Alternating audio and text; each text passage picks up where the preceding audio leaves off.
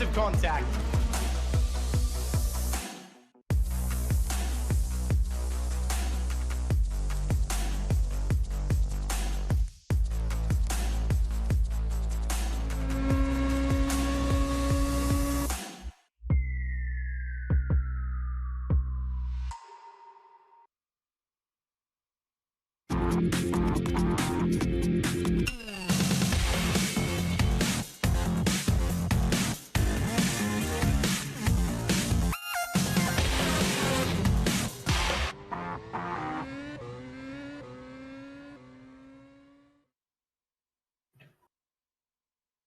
Hello and welcome to the Race All-Star Series, fully charged by Rocket Phones. A very good afternoon or morning or wherever you are in the world, and welcome along to a couple of hours of online racing. My name is Jack Nichols. Alongside me is Jolyon Palmer as we get ready for the action to come. We've got real-world racing drivers up against some of the best sim racing drivers in the world, and we've also got a new initiative for legends of racing. They're going to be out in old 1970s Formula One cars, racing around the classic circuit of Sebring this weekend. As I say, Jolyon Palmer is with me. Sebring, not a circuit I've been to. Jolyon, Sebring for you? No, never been. It seems a cool track. People that have been love it, but I am not one of them. Okay, but we're back for another round of racing, and I think this is going to be a really interesting circuit. It's certainly one that the drivers will know, or some drivers will know better, because those that have been doing sports car or IMSA or racing over in the States will have huge experience of it. Those, I guess, like you, that have come up through the European single-seater series will be less exposed to it. Yeah, exactly. I mean, for the Americans, the people racing in the American series, this will be probably a nice track for them. They know it well. I think there's quite a few quirks to it. It seems there's quite a few technical areas, some overtaking chances as well. But for those that don't know it, they've had a bit of time as well to dial in and get up to speed. We saw no one knew the last one in NOLA last time out. So this one, maybe it will favour a few people, but it didn't seem to make a difference to the couple of people that I guess did know it last time. New cars as well this weekend for the pros and the sim drivers, and in fact for the legends. The legends will now be racing in an M23 McLaren, and the pros and real world drivers will be out in an LMP3 car, which is a Le Mans prototype sort of car. So it's got a hood, it's got more downforce. It's probably a little bit faster than the little single-seaters that we've seen racing before, so that's going to be entertaining. As for drivers we've got this weekend, another huge entry list. We can see some of them getting ready now and getting their practice in. Max Papis in there, Tony Kanaan, Dennis Lind in the top left, just sitting down. He's a new entry in the pro driver class, but I really think he could be top of the real world races. He's been mightily impressive he's got a huge amount of experience in R Factor 2. Who else have we got out there? Juan Pablo Montoya down sort of towards the bottom right. He's got a nice new camera placement, so it's sort of right in front of him, which is good to see. We'll see a bit more of the Montoya eye line, but again, Jolyon, another huge entry. Jan Magnussen, I guess, is the guy with the pressure on him as far as the Legends race is concerned. Yeah, I would say so. But I mean, the Legends race last time was really difficult to say because Magnussen, even he thought he'd done a bit of practice for that one. So it's a big grid, bumper grid this time, getting bigger and bigger. Jacques Villeneuve's in, 1997 Formula One world champion. So that's great news. I guess Magnussen starts as the favourite because he won the normal race, i.e. not the reverse grid race last time. But when it was reverse grid, a lot of other people flew as well. They look good, so whoever can qualify at the front should have a good chance. And of course, the car's different. The McLaren M23, still an old school Formula One car, but quite different to the old Brabham. So we'll see how they handle that as well.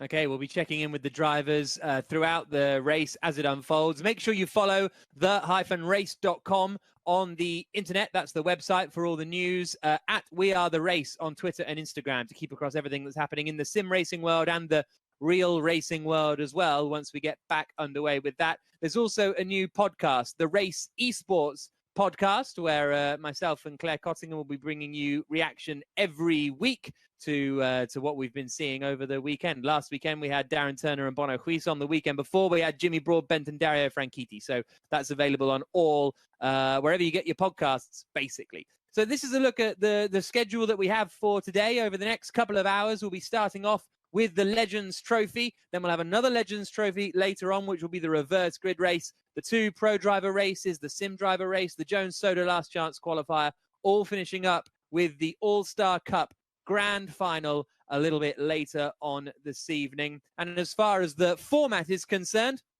it's pretty much the same as last week. But if this is new to you, then we will have the top 5 in races 1 and 2, the pro driver races. They advance straight through to the final, along with the top 5 in the sim driver race. Then the remaining pro drivers all go into the Jones Soda Last Chance qualifier, where the top 5 will advance through to the All-Star Cup final, and that will be our 20 drivers that will battle it out for the win in what is the first week of a new championship. The All-Star Cup, now a championship run over the next 3 weekends. There's points up for grabs, 35 points for a race win, and so on, so forth, down the order. And the winner of that championship after the next 3 weekends will get $30,000 to donate to a charity of their choice. There's also prize money up for grabs in the Legends race, and let's start off by discussing the Legends. One of the Legends we have is the winner of the first race a couple of weeks ago. There's no points up for grabs, by the way, in the Legends race, but Dario Franchitti won the Legends race at Silverstone, and I think we've got him on the line now. Good afternoon, Dario. How are you feeling? Oh, no. He can't hear us by the looks of things. He's poised, waiting. He looks chilled out. I don't know how poised he is, to be honest. He's got a nice Porsche T-shirt on, though, hasn't he? Yep. Hello, can you hear us now? Hello.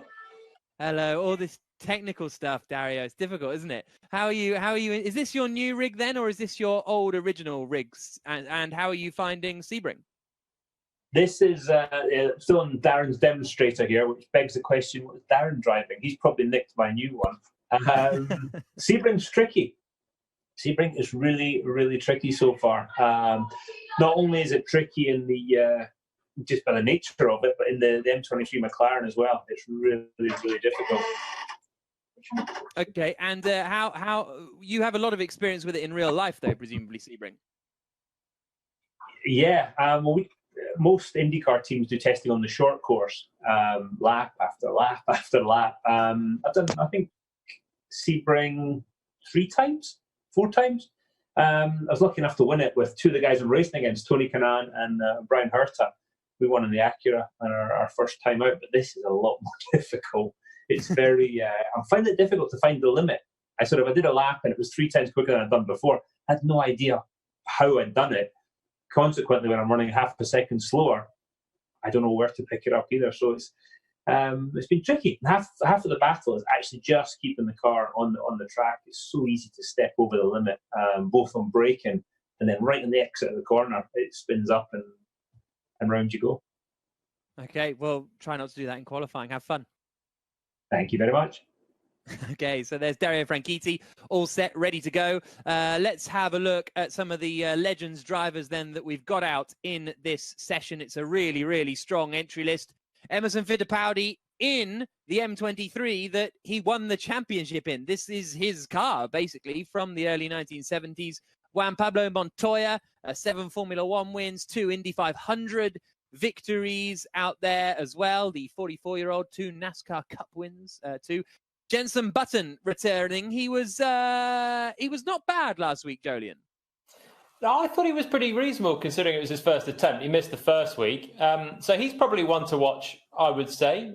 Formula One champion 2009, of course. And then Dario Franchitti, I think, he's been sort of quick consistently across both weeks we've had so far. Jacques Villeneuve out as well, which is really, really exciting to see. The 1997 Formula One world champion, Tony Kanaan, who Dario mentioned a couple of moments ago, is going to be racing. He's been in since the start and getting quicker and quicker as the race has progressed. In fact, he was in it before the Legends race even existed. And then we've got Helio Castroneves and Emanuele Pirro, who took no prisoners last time out. Really, really exciting to watch. I think it's fair to say the 5-time Le Mans winner. Let's have a look at the full entry list of drivers that we have in the Legends race. Those are some of the standouts, but picking standouts out of this whole entry list was very difficult when you've also got the likes of Jan Magnussen, Brian Herter, Thiago Monteiro, Tonio Liuzzi, Mika Salo. Cool to see Mika Salo in the field.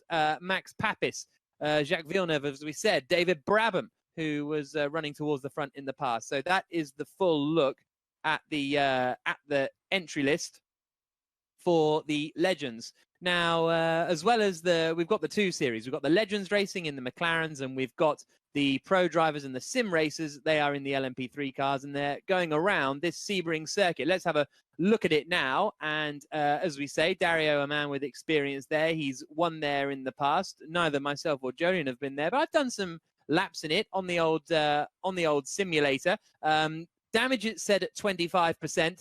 The setups are fixed. Low traction control and ABS are allowed, and the brake bias is adjustable. The All-Star Cup will be in the Norma LMP3s, and the Legends Trophy will be out in the McLaren M23s around this 6-kilometer Sebring International Circuit. So we are only a few minutes away from the start of the race's All-Star Series, fully charged by Rocket phones. And for those of you joining us on TV, we'll be back in a couple of minutes' time with the first qualifying session as we see the Legends racing against each other around Sebring. It's going to be absolutely thrilling to see what happens.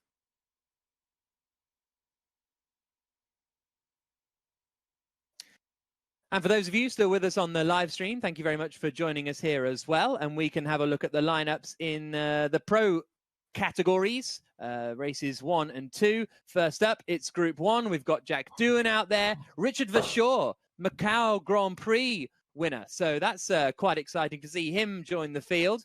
Gabby Chavez, always a front runner. Dennis Lind in the top right. I'm really seriously backing Dennis Lind here. Maybe I'm going a bit too all out on my backing of Dennis Lind, but I think he's got a real chance of comfortably being at the top of the real life races. In Group 2, we have another impressive field of drivers. We've got Harry Tinknell, Johnny Adam, Mike Epps was impressive. Sophia Flörsch tried to join last week, but in the end couldn't. I think there was some kind of technical problems, let's say. So Sophia Flörsch hopefully will be racing. Stoffel Van Dorn, always a front runner.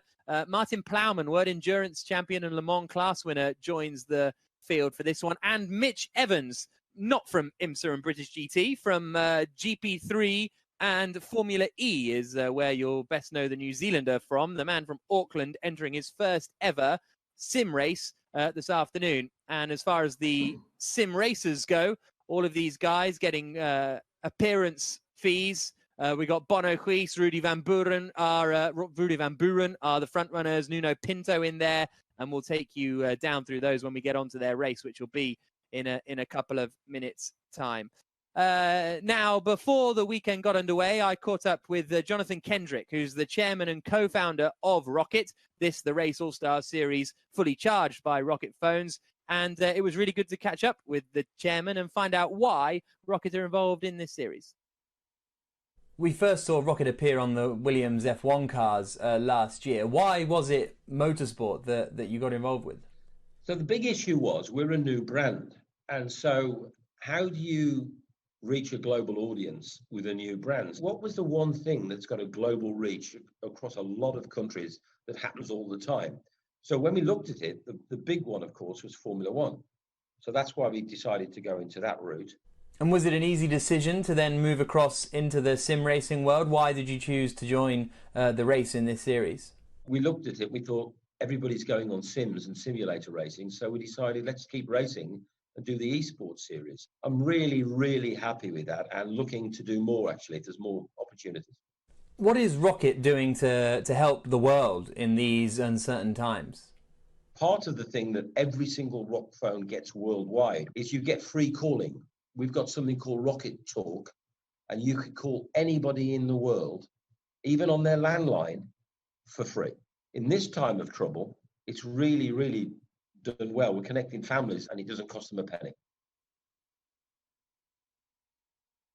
So that was Jonathan Kendrick, the chairman and co-founder of Rocket, speaking to him earlier on. And Rocket, of course, we've seen with the Williams team. We've also seen them running the Rocket Venturi team, sponsoring Nick Hamilton in British touring cars as well.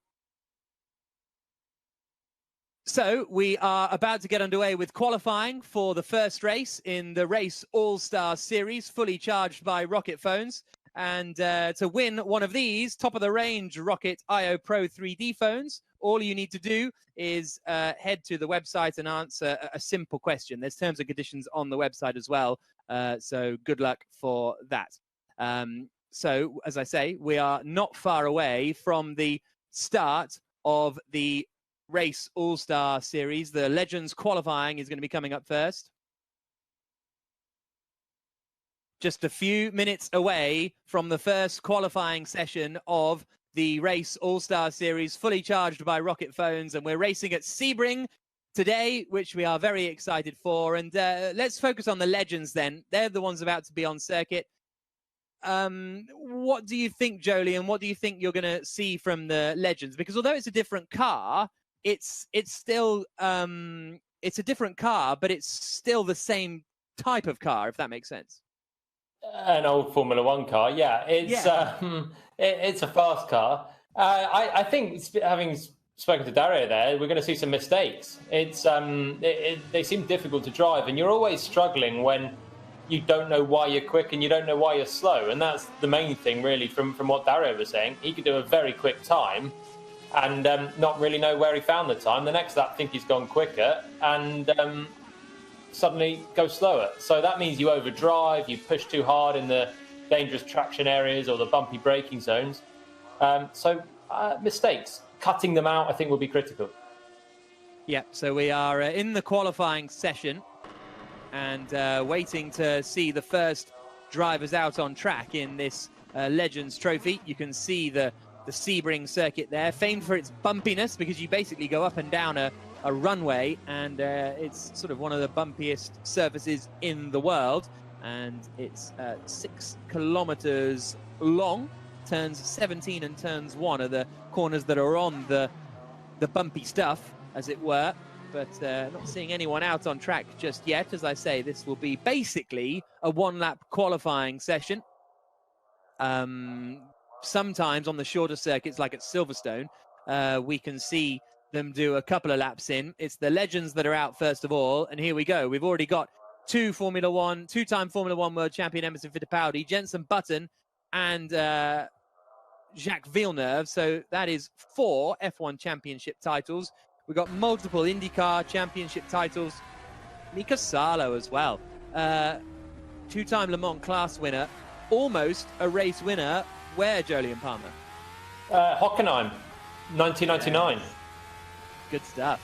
We're on board with Thiago Monteiro, who I think is on his first lap now, down into the left-hander of, I think he's down at 3, 4, and 5. And actually, no, he's on his outlap now. Already, the car looks difficult to drive, though, sliding it into turn 3, and the back end on turn-ins just stepping out. Our first look at these old M23s, and look at Thiago Monteiro at the bottom left of your screen there, trying to fight them. He's talking as well. He looks quite agitated, doesn't he? I think he looks distracted in the house. I like what he's done with the back of shot, though. Just a couple of helmets laid out, very similar to my back of shot here as well. So he's on good form there. Is he going to be on good form on the track? Sweeping through the middle sector now. Just an outlap, though, right now. Yeah, so Monteiro, the podium finisher in the 2005 United States Grand Prix. As the cars really pick up the pace. This is on board with Jan Magnussen. Look how bouncy and how much the cars are moving. As you hear Magnussen up through the gears, he's into the right-hander now, which then leads him out. That's at turn 10, I think, and then the left-hander at 11 before the right-hander of 13 at Tower, and then this is out onto the backstretch of the runway, as it were, on the run-up towards the Le Mans corner, I think. And there we see Jan Magnussen on the inset. He's got someone in there watching with him. This is the final corner now at Sunset Bend, under the ABK Beer Bridge, and out across the line for Jan Magnussen. We'll see what sort of lap time this is for the Dane, if he was on a flyer, but no, I think that might have been his outlap. So he's starting now down into the left-hander of turn 1. Yeah, and Jan Magnussen will be one of the drivers that knows this track the best as well, having done a lot of sports car racing out in the States. So let's see how he attacks this first lap. Down towards turn 3, left-hander, just into a right-hand kink of 4, and then another left-hander of 5. Quite a busy section there. And now he'll just accelerate through turn 6 and up towards turn 7, which could be a slight overtaking chance later on. So here comes Magnussen. A commanding drive from the front in Nola last time out. Comes through turn 7 at the hairpin. I'll tell you what, he looks good. He looks really good, Jan Magnussen. Not fighting the car at all. No big mistakes, lockups, lurid oversteers. And so far looks really tidy around this lap. This is coming down now towards Tower. As you can see, the Tower there, where he'll then turn right. You can see the cars moving around as we go back to Tiago Monteiro. Good first sector, not a great middle sector for the Portuguese. But whatever was going on in his lounge appears to have stopped. He's a little bit more focused on the track now. Still waiting for the lap times to come in on the left. I think this is the longest circuit we've run at. And look how bumpy it is coming into Sunset Bend. Monteiro out across the line, and he does a 1 minute 57.920, but that's 2 seconds slower than Jenson Button. We're on board with Mika Salo now, former Ferrari driver in Formula 1, as well as many others. Tyrrell, Sauber, leap to mind as he comes into Sunset Bend. Andy Pirro, former World Touring Car champion, jumps into second. Pirro goes third. Montoya fourth. Jan Magnussen only fifth. Mika Salo, where will the Finn go? Across the line, and Salo goes into 7th place. Brian Herter in 8th, Monteiro 9th, Helio Castroneves 10th. Here's Dario Franchitti, 3rd place for Franchitti, half a second away from Jenson Button. Tony Oliuzzi now across the line, and he only goes into 15th spot. So Jenson Button it is on provisional pole position, and it might be fully pole position. Oh, we've still got a few more laps to come. Here's Adrián Fernández. It's just so horribly bumpy, that final corner. Fernández buried so much speed into the apex, but then scrabbled towards the exit. Let's see what he can do on the run to the line. And he jumps to 16th, 3 seconds off Button, who has managed to gap the field by half a second.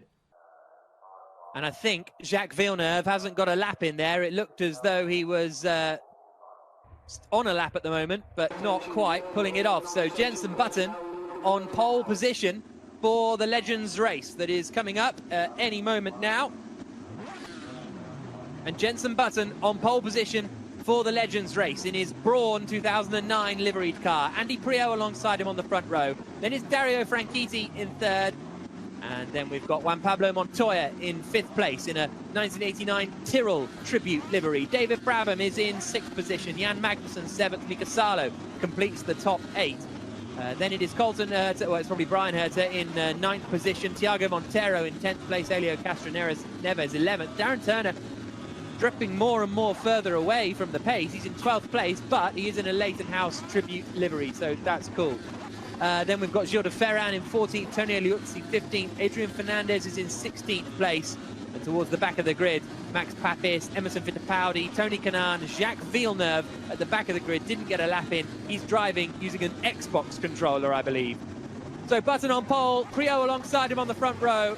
The Legends race at Sebring about to get underway. You can tell Button because he's in his bright fluorescent yellow Brawn livery in a 1973 McLaren M23 as the race gets underway. Oh, big moment there right off the start. A few almost losing the back end, and there is a few collisions, and there's absolute carnage in the middle of the pack.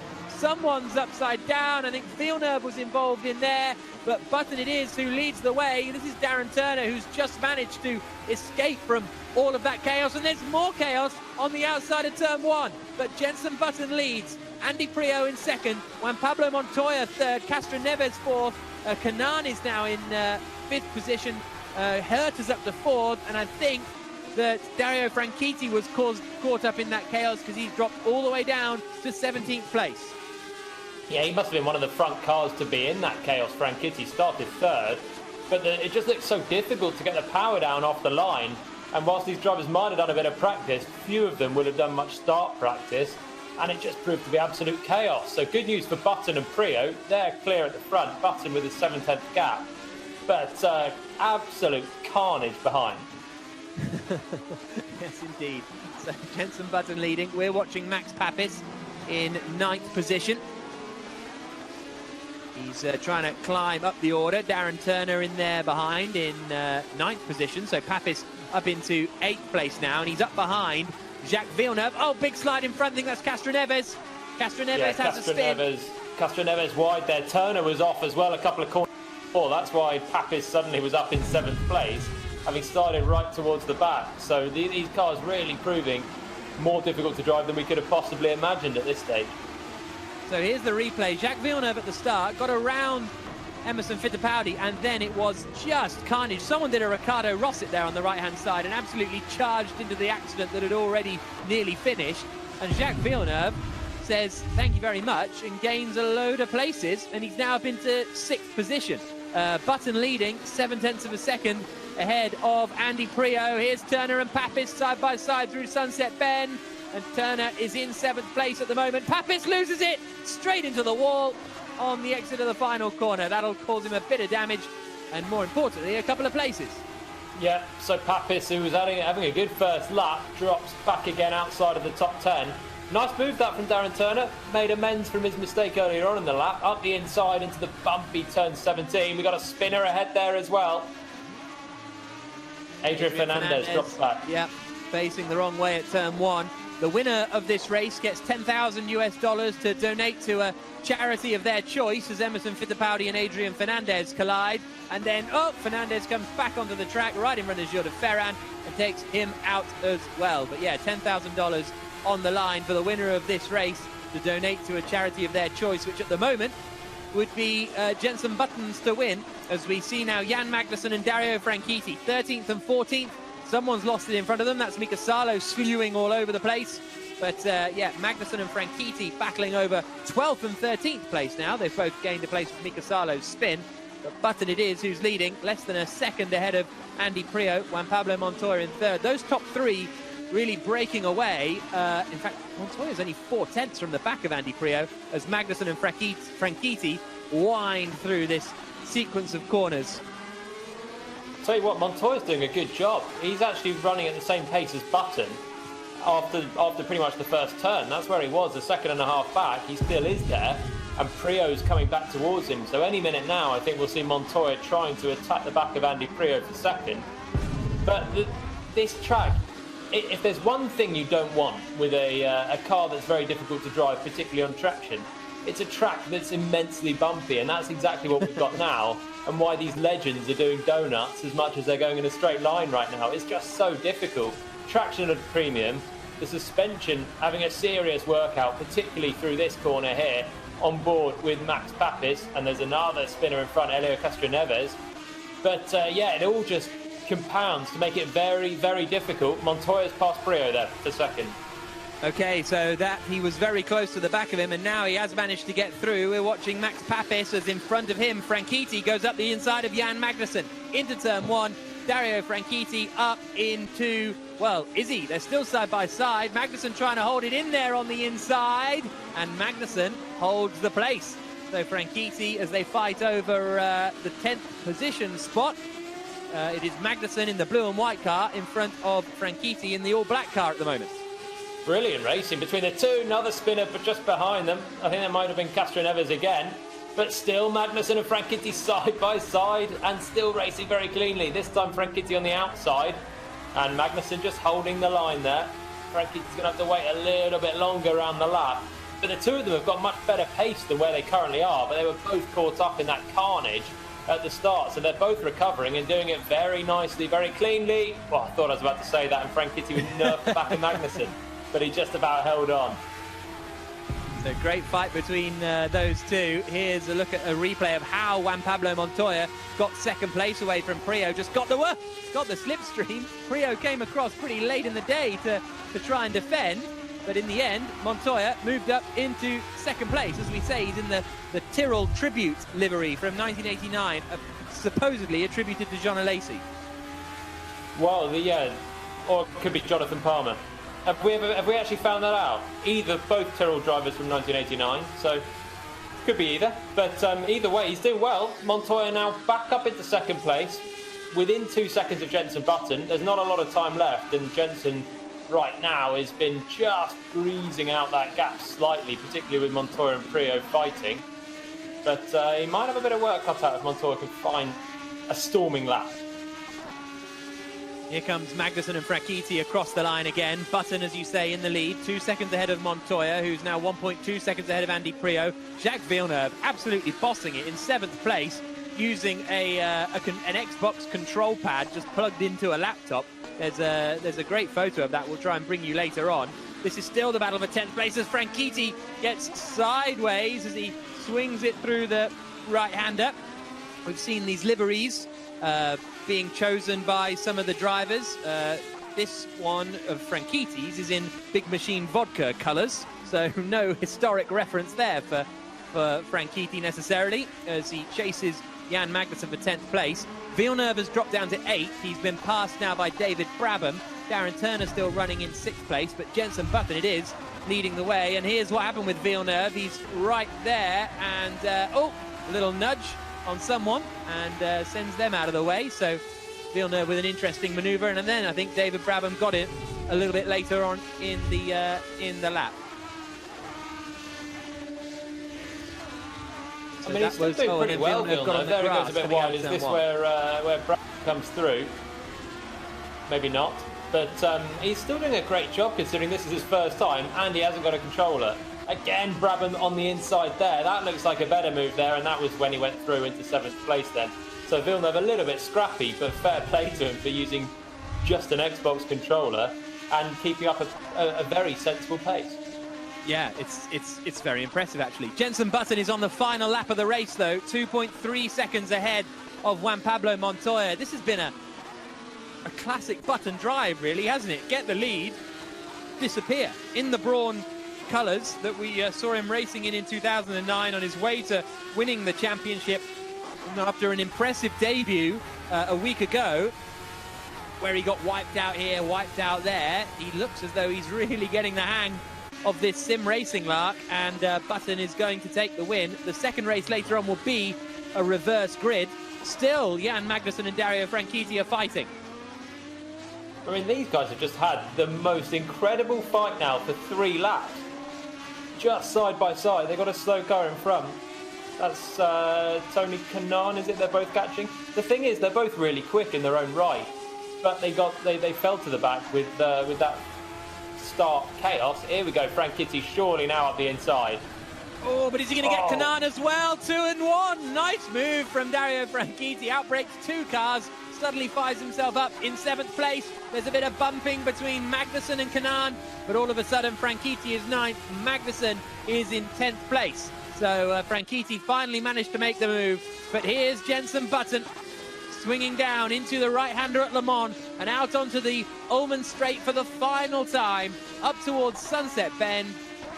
And it's all looking so straightforward for him, isn't it? On board we go with the 2009 world champion, who looks set to win the Legends Trophy here at the race. Swings it into the right-hander for the final time. Look how bumpy it is at Sebring, underneath the ABK Beer Bridge, and across the line to win the Legends Trophy race and $10,000 for his chosen charity. And he's happy with that one. Let's hope he doesn't sing "We Are the Champions," though, because no one needs that again. It was a good drive, no doubt. The second time in 2 weeks that the Legends winner has won it from pole, and fairly unchallenged. Button I'll tell you what, he's been doing his practicing, hasn't he, this week? He showed a lot of potential last time, but that was very well measured out front. Here's Jacques Villeneuve across the line in 6th place. Really great drive from Jacques Villeneuve, just using a controller, whereas some of these people are spending thousands, maybe tens of thousands on a sim rig. So great job from Jacques Villeneuve. Jenson Button then takes the win in the race All-Star Series Legends Trophy. Juan Pablo Montoya in second. Andy Pirro completing the podium after quite a quiet race, really. Brian Herta fourth. David Brabham fifth. For me, driver of the day goes to Jacques Villeneuve in 6th place, the 1997 Formula One world champion, using a control pad, finishes in 6th position. Montero, Turner, Franchitti, Magnussen, the rest of the top 10. And as I say, Jenson Button gets $10,000 as to go to the charity of his choice. Further down the field, it was some great fights further back in the order that we saw. A shame that there was all that chaos at the start, actually, to be fair, because without that, I think we could have been in for some really good racing. We saw Franchitti and Magnussen climbing their way up the field. Tony Kanaan in 11th place, Papis in 12th after a busy race. Mika Salo showed well until a little bit of a spin. Emerson Fittipaldi back in the McLaren M23, finishing in 16th position. We'll be back with more racing in a couple of moments' time.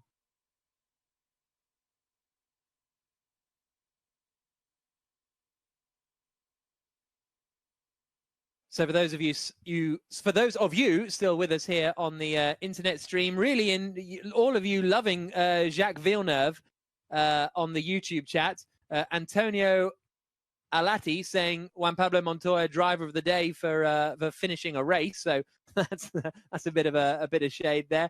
But now we can hear from the race winner in the Legends Trophy, a commanding drive from Jenson Button. Jenson, congratulations! What a great win.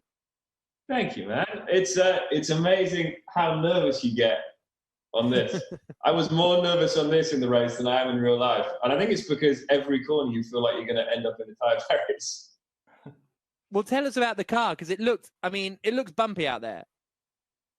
It is. And I know this is an old F1 car, but still there's not a lot of suspension travel, more than the cars these days. But yeah, it's bouncing around so much turn one in the last corner. Even when you take it easy, you think you're going to end up in the barrier. So it's a fight, but it's fun, I guess.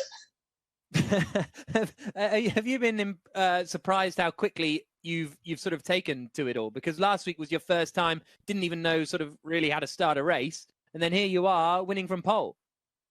Yeah, well, I think for everyone it's impressive to see, especially Emo. I mean, to get on here and drive around, this is really tricky driving around Sebring as well. Very, very bumpy and very difficult to be precise.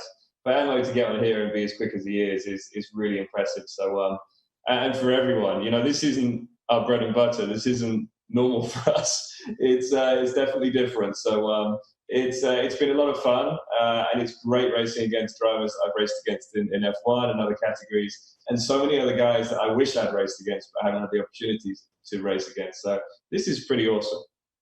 Great. Well, thank you for joining us, and enjoy the reverse grid. That'll be fun. Thanks. So that was Jenson Button, winner of the first race. We've also got Matt Sadikis Trivet with us.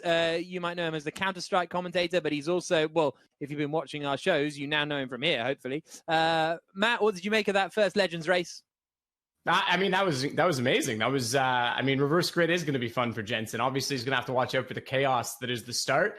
Interestingly, Jenson last year, I was actually at Sebring for the Super Sebring, which was both WEC and IMSA. And it was the race that he actually elected to step away from the WEC program. So he wasn't actually in attendance. He was focusing on Super GT. And yet he bossed Jan Magnussen, who you could see him even going out on his outlap, taking the fast line or the setup line through 17 to get a run. I thought he was the favorite for sure. Maybe Jenson should have been there last year. Maybe he had something for Toyota in his respective car. But that was super cool. And JV, what a boss.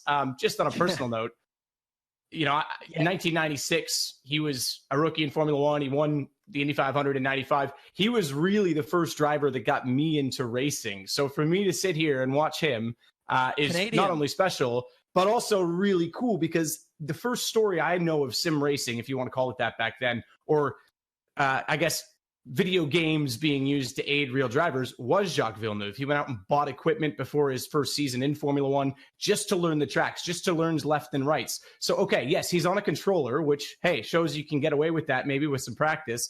But he is actually one of the first pro drivers I know of in history to use the games to help him in real life. So it just goes to show how far it's gone.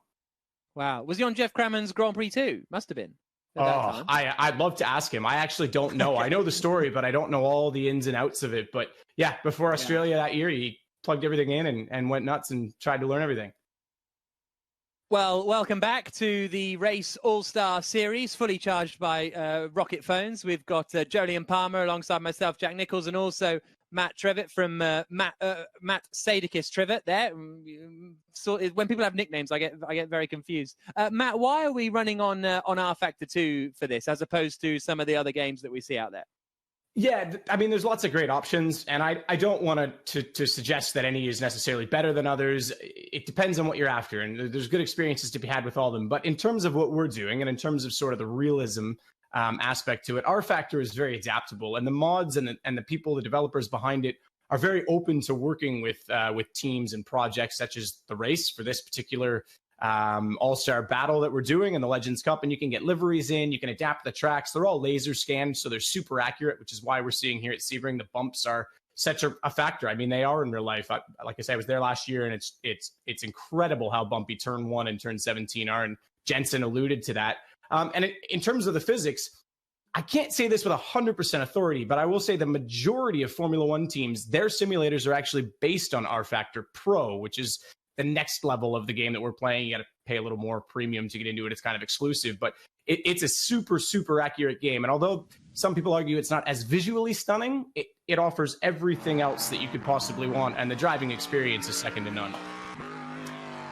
Thank you for that, Matt. We'll be with Sadakis throughout the rest of the show. But as he says, we are here with these super realistic race cars, and now we are in Norma M30 LMP3s. Now, these are basically Le Mans prototype cars, not sort of full high power, going to win you the Le Mans 24-hour, but they are sort of sports cars more than the single-seaters that we've seen recently. So this is on board with Bruno Spengler, who is out in our first gang of professional racing drivers. We've got 2 groups of professional racing drivers, top 5 in each race, advance through to the final, and we've got 3.5 minutes left on the clock. This man, Dennis Lind, I'm putting my neck out and saying this is going to be a strong drive from Dennis Lind, because he was, well, he's just very, very impressive, and a lot of experience. And look at that, he knows where the camera is, doesn't he?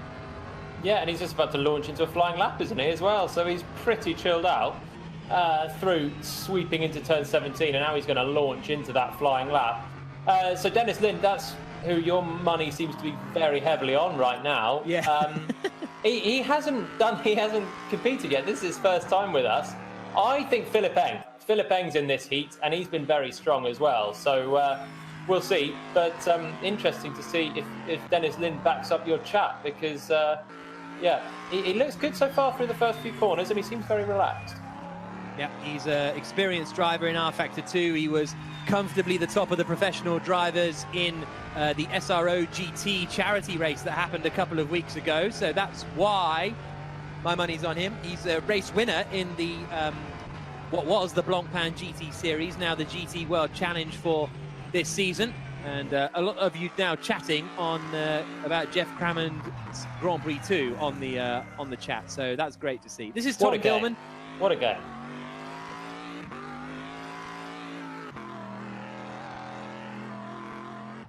Good first sector for Tom Dillman.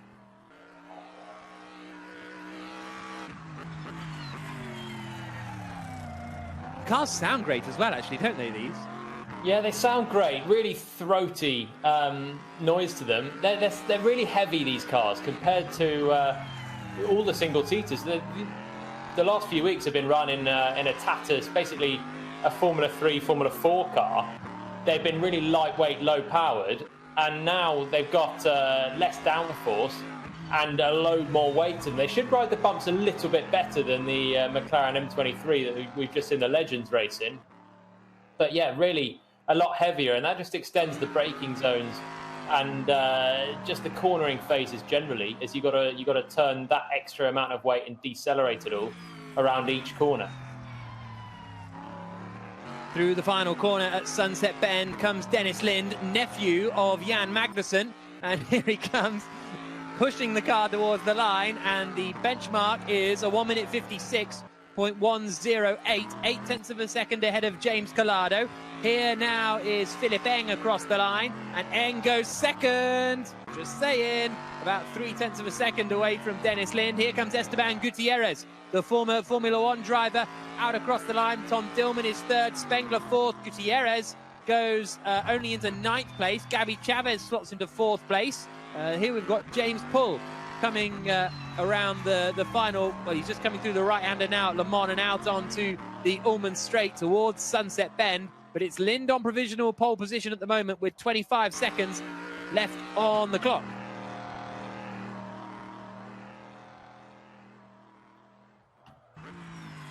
Pretty good job there on the whole from Dennis Lind. Then you were coming kind of spot on, apart from the obvious fact that this is just qualifying and we've got a race still to come. So Philip Eng on the front row, Tom Dillman really good lap as well in 3rd place, and then there's a reasonable gap of nearly half a second back to Gabby Chavez. Let's see what Richard Verschoor can do. His first time racing with us as well, but it just times out before he crosses the line, so no lap for Richard Verschoor.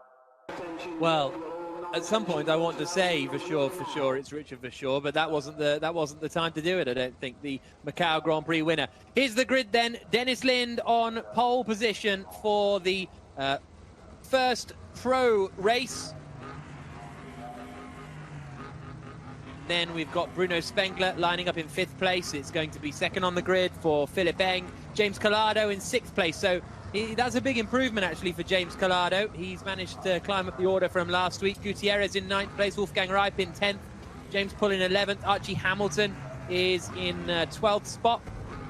This is going to be a really fun race, actually. These are great cars on R Factor 2. Matt Griffin is 13th. We've got Ronnie Bramer in 14th position. Michael Benyet here, the racer, starts in 15th position. And then we've got Richard Verschoor in 17th and Lachlan Di Francesco in 18th position. So, wait for the race to get underway. Dennis Lind on pole position in the red car. Alongside him on the front row is Philip Eng. The revs begin to rise, this 4-lap race. Watch the man on the right to wave the green flag. There we go. Good start from Lind, really good start from Gabby Chavez. Immediately tries to pull to the inside. Oh, there's going to be a squeeze there. They just about make it through. Dennis Lind now covers the inside line onto the brakes into the quick left-hander at turn 1. Someone's gone very wide. I think that was Philip Eng. A few running wide, a few spinning. Someone's having a massive shunt at the back there. But Lind it is who's got away in front. There's contact. Gabby Chavez is nudged out wide. So Lind and Eng still 1st and 2nd. Spengler 3rd. Dillman 4th, and Matt Griffin has just been collected a rejoining car there. So Lind, Eng, Spengler, Dillman, Chavez, the top 5. Yeah, perfect start there from Dennis Lind. Similar to Jenson Button, nice and clean out the front, and he's got a gap to Philip Eng, who went walkies at turn 1, right around the outside, but just about managed to hang on from Spengler. And I think it was Spengler that just nudged the back of Chavez, either Spengler or Dillman. And Chavez then was sent a little bit wide down at turn 3. So that's knocked him down only to 5th place, not too bad. And remember, in this one, the crucial thing is the top 5 will qualify for the final later on. Yes, indeed. Philip Eng in 2nd place there. That's who we're seeing Bruno Spengler on the inset in the bottom left. Then behind them it is Tom Dillman, Chavez, Gutierrez, Smith, Collado and Benyet here and Archie Hamilton. Those top 10 are pretty much still all in the same kind of race. Then there's a bit of a gap back to all the drivers that had a collision in the early stages. We're on board now with Bruno Spengler in 3rd position, trying to chase down Philip Eng in front as we are onto the Ullman Straight down towards Sunset Bend at the end of the first lap. Lind is 1.1 seconds ahead of the rest of the field. Yeah, so Lind looking comfortable. The pole man has got that bit of a gap, and we're 1/4 of the way through the race, coming through the final corner now to start lap 2 of 4. Bruno Spengler looking good here. He's got a nice gap behind to Tom Dillman. That was looking back from Philipp Eng in second place. So Bruno Spengler made his name racing in DTM for a very long time, and that's a car with a bit more grunt than these LMP3 Le Mans prototype cars, but they're heavy as well, and there's more similarity. Philipp Eng as well. I raced against him in single seaters back in the day, but he's also come through Porsche and used to racing these heavier cars. There we can see James Collado in the bottom left. He's in 8th position up behind Bradley Smith. Their battle is over 7th position at the moment. And Lind it is out in front, just under a second ahead of Philipp Eng. Bradley Smith goes in a little bit deep into the hairpin. That could give Collado an opportunity. Great to see all these very different, very unique liveries this weekend. And that's another place where the race All-Star Series, fully charged by Rocket Phones, is giving us a little bit more each time. Actually some really cool liveries. This is my frustration often with sim racing, is you end up with liveries that seem to be better than anything in real-life motorsport. But anyway, Dennis Lind leading 1.3 seconds ahead of Eng. But this is basically the queue behind the yellow car is Gabby Chavez, and then the blue car of Bradley Smith, and then the orange and blue car, the sort of golf colours of James Collado in 8th place. This is the closest battle on the circuit at the moment as they swing through the right, the left, and then the right again out onto the back straight. And Chavez isn't too far behind former F1 driver Esteban Gutierrez either. So Gutierrez in 5th. That is the holy grail. That's where all these guys outside of the top 5 need to get to. The green and yellow car that turns into turn 17 now. And I think Chavez actually is just catching slightly with a bit of a slipstream down the back straight. He'll get another slipstream down the front straight that he's just about to come onto. And he was in the top 5, so Gutierrez has passed him somewhere. And Chavez needs to get back through if he wants to be in the final straight from here. Yep, and it's all about getting in that top 5 to advance through to the final, and there are championship points on offer in the final as well, and there's a few on offer actually in the last chance qualifier, but we'll speak more about that at the time. Lap 3 of 4 then, so Dennis Lind still comfortably out in front. Bradley Smith there on the inset in 7th place. What are we getting a replay of here? This is Esteban Gutierrez in 5th position into turn 1. Well, the car in front of him has gone very, very deep into the first corner. That is Gabby Chavez. Is Gutierrez going to get a look into turn 3? Yes, he is. Gutierrez up into 5th now. Yeah, that was the replay then of Chavez was in 5th. That's how Gutierrez got through. Chavez went really wide at turn 1 and opened the door at turn 3. So Gutierrez, he's pretty wily. He's had a illustrious career, and he's made it into Formula 1 as well. And you don't do that without knowing to take a move on the inside if it is not defended at all, as Gabby Chavez didn't there. So mistake from Chavez into 1. Didn't shut the door into 3, and that's why Gutierrez is currently 5th, and Chavez still frustrated, half a second behind him. So we're on board with James Collado in both senses as he dances the car into the right-hander, then through the left, up behind Bradley Smith, trying to get 7th place away here, James Collado. An ultimate lap of the race, and in fact, Dennis Lind is not far away from starting the final lap of the race, the Blancpain GT Asia champion from last year. And here comes Collado down towards Sunset Bend, but such quick corners here and down at turn 1, although Collado got very close to the wall on the inside, much closer than Bradley Smith, and he's much tighter, in fact, all the way through that final corner. Yeah, that looked neat for Collado, still tucked into the slipstream, just 2 tenths behind Bradley Smith. But is he going to be close enough for a look down at turn 1? That's not favourable because it's such a quick entry there.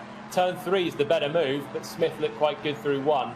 So Collado might have to just wait for another chance around the lap. That final corner is so difficult because they attack it, turn in with so much speed and then get right up to the wall. It's really not a place you can throw a nose in on the inside because you'll simply just cause a big accident. You can only make it really if you've got a good slipstream on the back straight and you've got a significant part of your car before you turn in. Final lap of the race. Dennis Lind leading, just a second or so ahead of Philipp Eng. Bruno Spengler in 3rd, Tom Dillman is 4th, Esteban Gutierrez is 5th. Gabby Chavez is in 6th position, but here is Dennis Lind then on his final lap. Very, very strong sim racer and very, very strong real life racer as well. Won the 3 hours of Monza in Blancpain GT last year. As we go back to Gabby Chavez and Bradley Smith's battle for 6th and 7th position.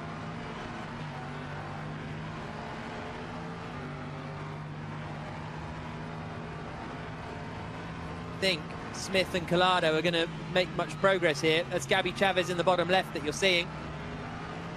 And Collado all over the curbs on the Gutierrez as well. So Gutierrez will go through 5, and that almost was your top 5 all in shot. Here comes Dennis Lind up to the final corner, looking almost certain to win this race.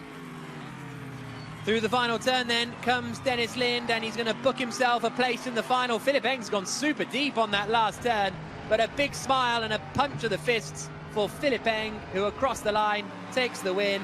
Eng in 2nd, Spengler in 3rd, who as teammates here. Oh, and someone's been in the wall on the last lap. I think that's Collado. Collado in the wall on the exit of the final corner at Sunset Bend. I think he's gone across the line backwards there, James Collado. He's fired it into reverse, come across the line, but it's Lind, Eng, Spengler, Gutierrez that all booked themselves places. Here's a look again at James Collado through the final corner. Oof, hits the wall pretty heavily there and bangs it into reverse and takes the checkered flag. Yeah, sensible way in the end. He just ran wide coming out of that final corner, really long corner. Eager to get on the throttle, just a little bit too early, ran wide, banged it into reverse, as you say, and got over the line backwards. So that is the end of the first group of races for the pro drivers. The top 5 advance through to the final. Dennis Lind, Philip Eng, Bruno Spengler, Tom Dillman, and Esteban Gutierrez will advance through to the final. All the others will be out later on in the Jones Soda last chance qualifier. Gabby Chavez just missing out on the top 5. Bradley Smith, James Collado, Archie Hamilton, and Michael Benyahia completing the top 10. And then we've got James Pull, Richard Verschoor climbed up the order a little bit. Wolfgang Reip, not a particularly strong run from him. Only one non-finisher, Ronnie Bremer. But join us in a couple of minutes' time to see who will be joining those top 5 in the final of the Race All-Star Series, fully charged by Rocket Phones. We'll be back with more racing in a couple of moments.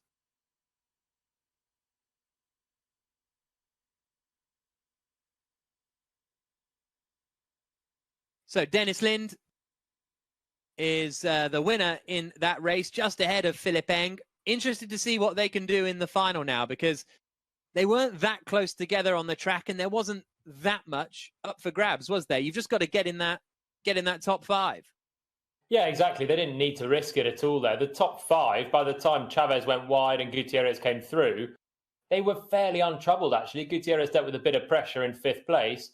But yeah, Lind and Eng, similar pace, actually, after the first lap. But again, they didn't need to take any big risk. They're through to the final, and we'll have to wait and see what they can do there. The battle goes on. Yeah, let's check in with Dennis Lind, shall we? His first race in the Race All-Star Series, and he's stuck it on pole and then won. So this is a bit easy, isn't it, Dennis? No, it's not easy at all. I was very nervous before the race because I know a few of the guys that I speak with in the sim racing community has put on quite a lot of money on bets. So it was quite a lot of pressure on me not to pushing really, really hard. I made a small mistake on the last lap, and I could just feel the chills coming down my back. So yeah, it was cool. How much have you been helping out Jan Magnussen? Because he's your uncle, right? Yeah, I haven't had time at all to help him. So Really? I don't know how his race went because I was pushing quite hard on my own. But we had a fun race last week together with Jan at Sebring. But that's the only time we've had time to run together. And you're obviously a real life racer in SRO GT races, but you've got a lot of experience in sim racing. I do have a bit. Been sim racing pretty much since I was a little child, and now I channeled into real racing and in the factory program with Lamborghini.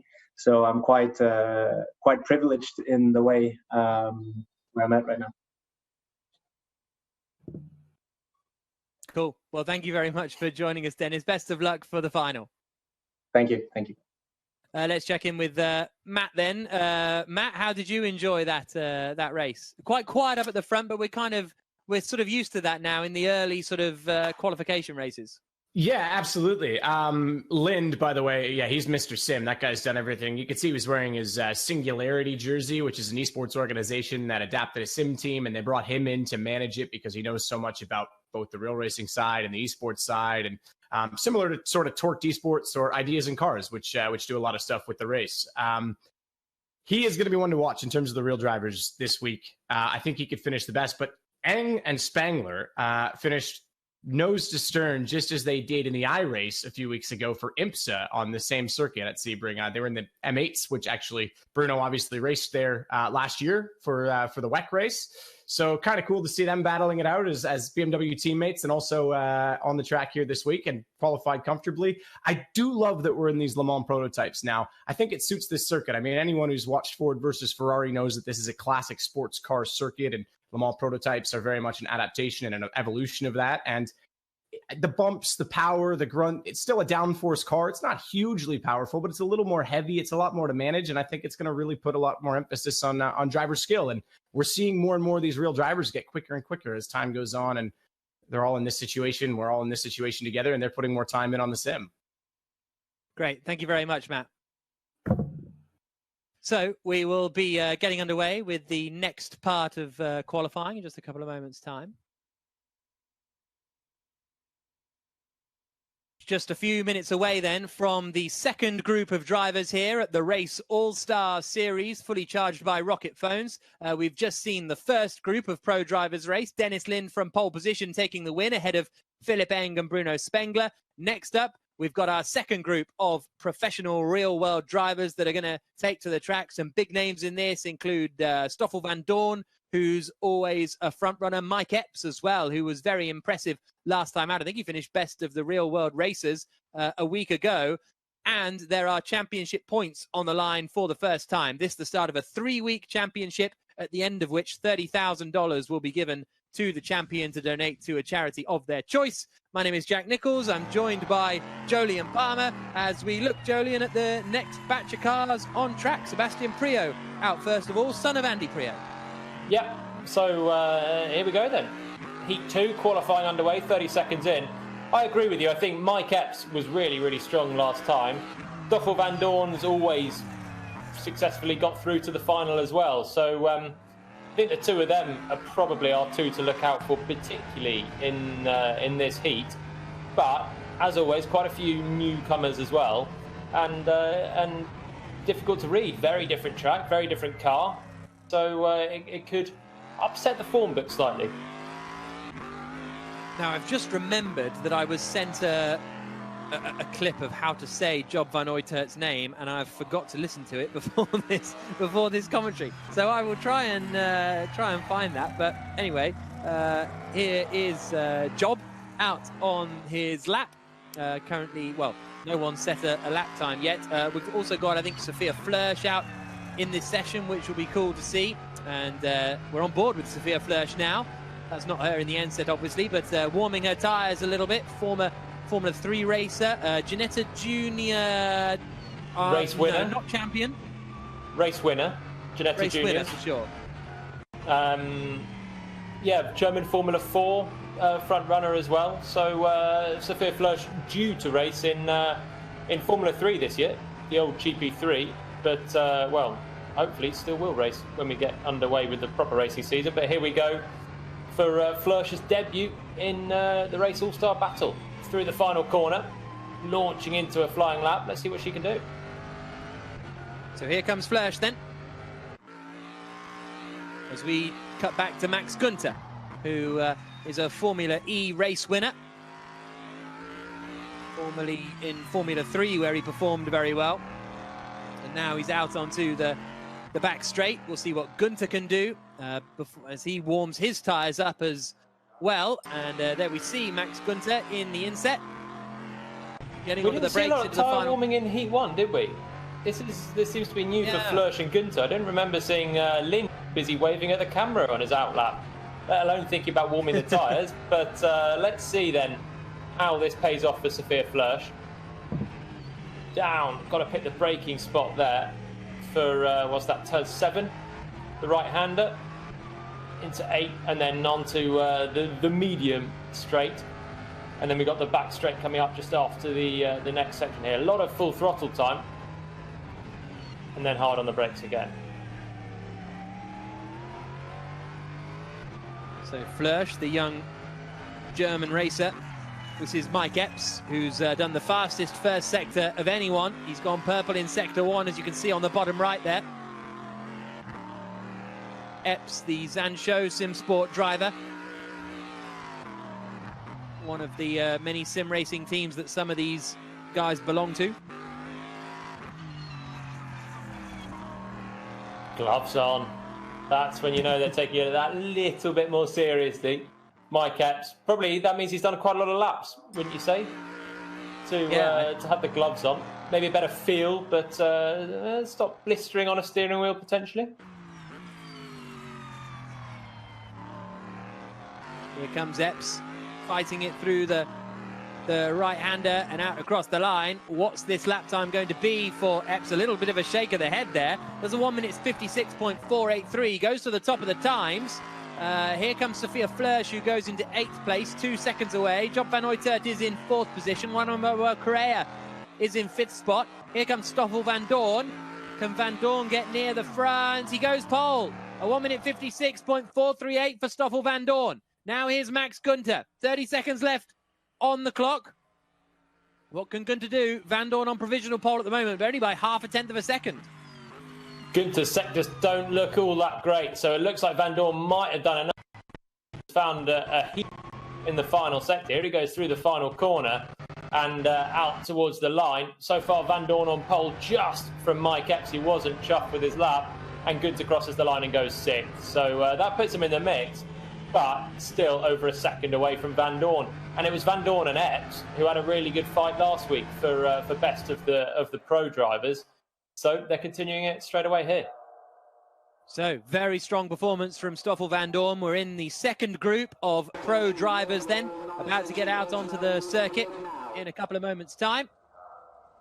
And this 4-lap race is about to begin. The top 5 advance straight through to the final. Stoffel Van Dorn on pole position. Mike Epps alongside him on the front row of the grid. Yifei Yi starts in 3rd position ahead of Ed Jones. Then we've got in 4th spot, 5th, Job van Uytert. Max Günther is in 6th position. Harry Tincknell in 7th, just ahead of Juan Manuel Correa, who completes the top 8. The 9th spot is Charlie Eastwood. Maxime Martin completing the top 10. Then we've got Kevin Hansen, usually out in a rallycross car. Now he's out in this Le Mans prototype car. He's in 11th spot ahead of Nick de Vries. Mitch Evans, 13th on the grid in his first sim race ahead of Devlin DeFrancesco. Sophia Flörsch is in 15th spot. Martin Plowman in 16th position. Jack Aitken, Johnny Adam and Sebastian Priaulx complete the 19 drivers as we get ready to get the race underway. So Stoffel Van Dorn on pole position on the right-hand side in the green car. Mike Epps alongside him in the yellow on the front row of the grid. Yi and Jones are on row 2. Van Uytert and Günther are on row 3. 4-lap race. The top 5 advance through to the final. And away we go. Very good start from Mike Epps. Down towards turn 1. He's trying to pull alongside Stoffel Van Dorn. Can he go all the way around the outside into the first corner? No. Van Dorn holds the inside, holds the lead. Ed Jones is trying to get into 3rd place. Harry Tincknell's bouncing all over the grass. So is someone else a little bit further up the order, and they've rejoined at huge pace and then ended up in the wall. So I'm not sure who that is, having an absolute chaos of a time. I think it might be Job van Uytert, who appears to have gone mad. Oh, bit of a slide there. Someone getting a hit. That was Juan Manuel Correa in the green car. But Van Dorn out in front, Epps in 2nd, Yi in 3rd, Günther 4th, Charlie Eastwood in 5th. Yeah, Günther's up to 3rd as well now. So good stuff from Max Günther. There's a spinner. It's Mike Epps. Mike Epps has spun. So Mike Epps from the front of the order spins out and drops all the way down to 7th position. So maybe a bit of contact with Yi. We'll have to wait and see if we get a replay of that one. Now Maxime Martin is under pressure from Epps. Epps immediately through and back up into 6th position. And we're on lap 1 of 4. But Van Dorn Well, already 2 seconds clear up at the front. Yeah, exactly. One thing's for sure, that all helps Van Dorn, who was fighting with Mike Epps into turn 1. And then just a couple of corners later, Epps is pointing the wrong way and is down to 6th now because he managed to pass Maxime Martin. But he's got work to do then, Mike Epps. We know he's really quick. He was not happy to not be on pole, but now he's not in the top 5, which is crucial, but only by the skin of his teeth. Job van Uyter in 5th is going to have some defending to do if he wants to stay ahead of Epps. So Van Dorn leading the way. It's Yifei Yi in 2nd place, who is a 19-year-old Chinese racer, 2016 French Formula 4 champion. As we go on board with Maxime Martin, you can see him there in the bottom left. He's out wide. Ed Jones is up the inside. And so I think it was Ed Jones who was having the chaos on the opening laps, who was off all over the place in the wall, etc., because he qualified much higher up the order than this. Now he's under big pressure, trying to fight. Mike Epps now is trying to go around the outside. Oh, he sends the dummy to Job van Uyter up the inside into turn 1. What a robust and decisive move that was from Mike Epps. He's pulled it off and he's now up into 5th. Oh, he's getting a hit though. Job van Uyter didn't like that and Plato's him a bit. Yeah, but Epps managed to keep the position on track basically. So maybe actually broke a little bit early down at turn 3, survived the bump from behind, and can now look ahead towards Charlie Eastwood in 4th place. But we're on board with Job van Uyter, who might fancy a crack back at him here. Oh, it's all over the place there. And is that Epps going straight on again? The same corner down at the hairpin at turn 7. And after recovering up the order, he's now dropped out of it again and is down into 8th position. So Mike Epps really having his work cut out if he wants to advance through to the final. Lap 2 of 4, Stoffel Van Dorn leading, Yifei Yi in 2nd, Max Gunter's up into 3rd, then Job van Uyter 4th. Ed Jones, after dropping down the order early on, is now back up into 5th. Here's a look at the replay. This is Job van Uyter in 4th, so Epps was looking to the inside of the car in front as Job was looking to the inside of Epps. Yeah, Van Uyter sort of fired him off there really, and that was Charlie Eastwood ahead, who's also lost out down in 6th place now. So here we go, recovery drive number 2 for Mike Epps, up to 7th place, and he's only just over a second away from Ed Jones in 5th, which is a place in the final. So it's actually, in spite of 2 big spins, one from a whack from Job van Uyter, who's running in 4th currently, he's still not out of this. He's got good pace, he needs to get his head down and not get binned off by those he's passing or those that are behind him. There's a spin. That's Charlie Eastwood dropping out of contention. Charlie Eastwood goes around, so that immediately puts Epps up into 6th place. And is that going to be 5th now? Because he's side by side with Ed Jones. Jones comes across on him a little bit into turn 1. Epps round the outside. There's contact and Jones is off. Epps is up into 5th place though, so this is quite the recovery drive. And I think Jones kept going. He's in 6th place, although he's about to lose out to Maxime Martin, so he drops down to 7th. No, Juan Manuel Correa, sorry, that's gone through, although Jones forces his way back past. Some robust racing here on lap 3 of 4, but Stoffel Van Dorn is disappearing up in front. Yeah, Van Dorn's got this in the bag. Yifei Yi in 2nd place is looking good for a place in the final as well on his debut with us. Max Gunter in 3rd, looking very good. Now Job van Uyter in 4th, looking good. And Mike Epps now up into 5th place again. And that was a seriously robust bit of defence from Ed Jones. Really, he just tried to keep a nose in on that really far section at turn 1. And Epps managed to do a brilliant move around the outside. Somehow got away with a little bit of contact there as well. That's what happened to Charlie Eastwood at the final corner at Sunset Bend. Jones was having his own moment in front of him. That allowed Johnny Adam up into 9th place on the run down into the first corner. So Eastwood dropping back, and then this was Correa seeing Ed Jones in front and trying to take advantage. Yeah, and this one was, well, it looked like a nice move down the inside into turn 3, but then Jones came back with a lot of aggression down at turn 7 there. So really good scrapping in the midfield, sometimes a little bit too aggressive. But yeah, they clearly want this, and this is for, generally, apart from Mike Epps's moment out of 2nd place, this is all for that group on the fringes of the final, the top 5. Lap 3 of 4. On board with Nick de Vries, who's trying to get up the order a little bit. In 12th place, he's right up behind Charlie Eastwood. Stoffel Van Dorn onto the final lap now. Everybody else following him across the line here at Sebring, and onto their final laps into turn 1. Mike Epps in 5th place looks to have that top 5 rounded off. Van Dorn, Yee, Gunther, Van Uytert and Epps. Top 5 that will advance through to the final. So far, every pole man has had this pretty easy. Van Dorn, the latest one, from pole. I would have liked to see what Epps could do actually without that moment on lap 1. Oh, bit of a challenge there. Seb Priaulx is going to get wiped out from, was that Charlie Eastwood or someone with no name? Harry Tinknell maybe behind. But yeah, Van Dorn really no challenge, but 4.2 seconds back to Yiffy Yee. That's a big gap in just 4 laps, and that's promising.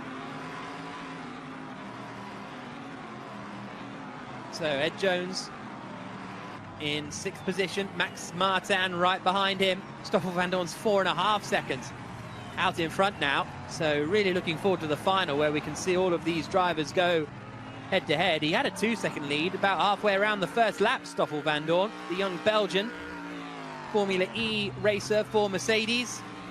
There he is, swinging it into the left-hander, then into the right and out onto the Allman Straight for the final time. And he's going to be more than 5 seconds up the road from Yee in 2nd place. Gunther in 3rd, Van Uytert 4th, Epps in 5th. Here comes Stoffel Van Dorn, really fighting the car through the final corner. You can see how much movement in the wheel as it goes over the bumps through the final turn. And Stoffel Van Dorn takes the victory, books himself a place in the final. Yiffy Yee coming across the line in 2nd position, and 3rd is going to be Max Gunther, just holding on ahead of Job Van Uytert with Mike Epps across the line after a busy race in 5th position. So good drive in the end from Epps. Here's a look at a replay. What's this? Sebastian Priaulx and Charlie Eastwood fighting it out. Oh, Eastwood gets a nudge, and oh, Priaulx gets a nudge. Not sure who that was from. Didn't see who went skating off the grass as well there, but robust racing in the middle of the field. Yeah, I think that was the last lap, and I think it might have been Harry Tinknell who just turned around Seb Priaulx there. But that was all outside of the top 5, outside of the top half, so fairly inconsequential. So, Stoffel Van Dorn takes the win. He, Yiffy Yee, Max Gunther, Job Van Uytert and Mike Epps advance through to the final of the Race All-Star Series. And they will battle it out in the final a little bit later on today. Ed Jones misses out. He will go through to the Jones Soda Last Chance qualifier, as will the likes of Maxime Martin and Juan Manuel Correa. Sophia Flörsch climbed up the order to finish the race in 10th position, just behind Johnny Adam, who's getting more towards the front each time. And then in 11th place, Kevin Hansen, Harry Tinknell in 12th, Nick de Vries 13th.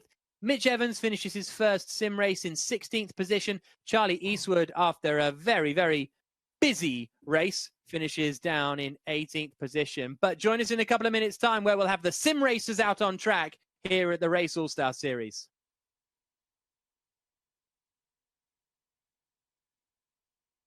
So next up, we've got sim races coming up. We've got the Jones Soda Last Chance qualifiers coming. We've got a Legends reverse grid, and we've got the grand final. More and more races each week, it feels, even though I guess it's the same amount as last week. But yeah, those 5 booked themselves places in the final. Mike Epps was fun to watch in that race, Joe, and he won't have, well, he might have enjoyed it. Do you think he'll have enjoyed it?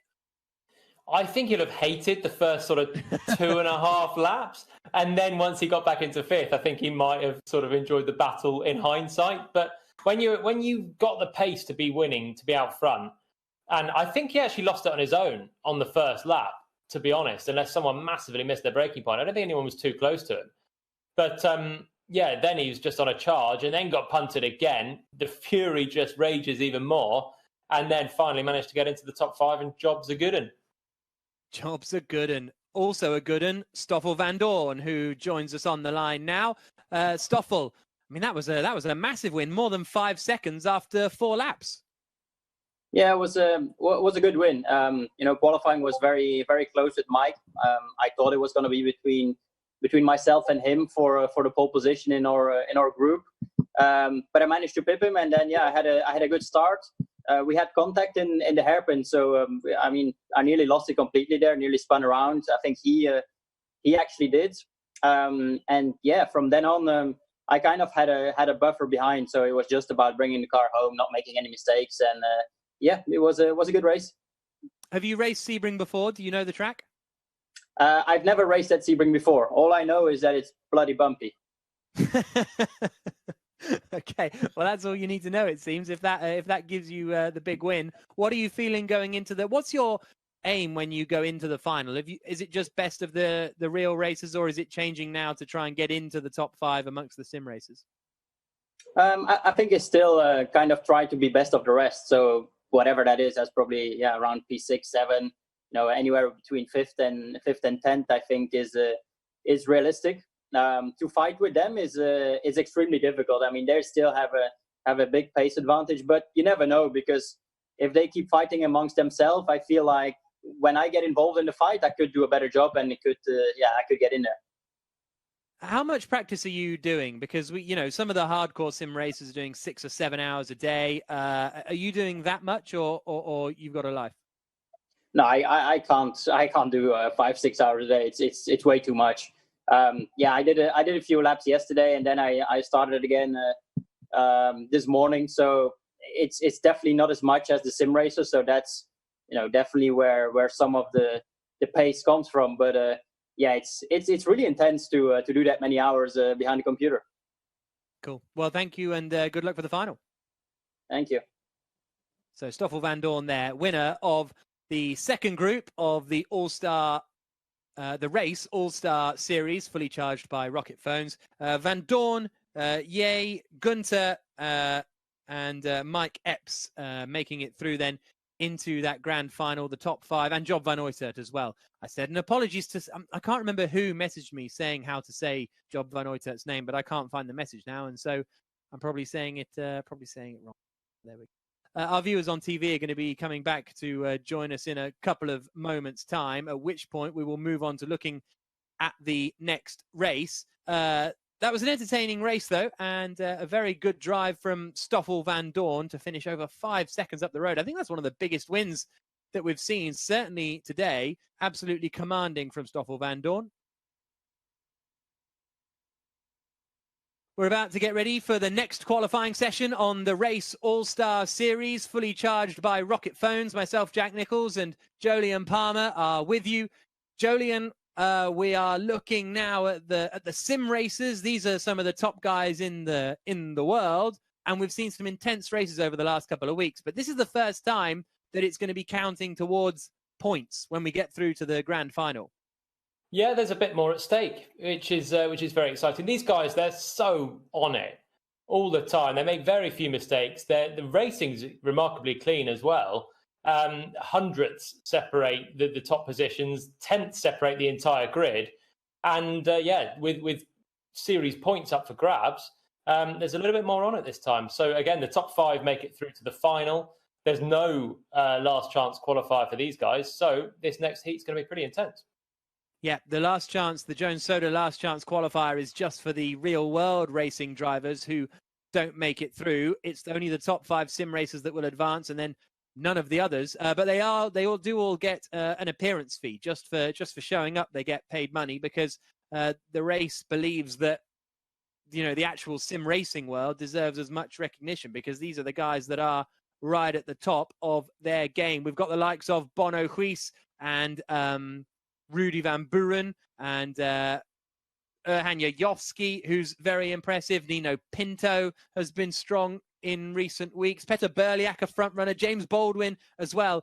And you might notice that Baldwin and Van Buren are now in the sim racers group. In the early days, they were in the pro racers group, but they are now in with the sim racers. There's an interview with Bono Huis on the latest The Race Esports podcast as well. If you want to download that, it's available on all podcasting apps, and it was really interesting talking to him, and he confirmed that he prefers his name to be said Bono Huis. And here he is out on track, very impressive a couple of weeks ago, but last week was beaten, Jolyon, by Kevin Siggy.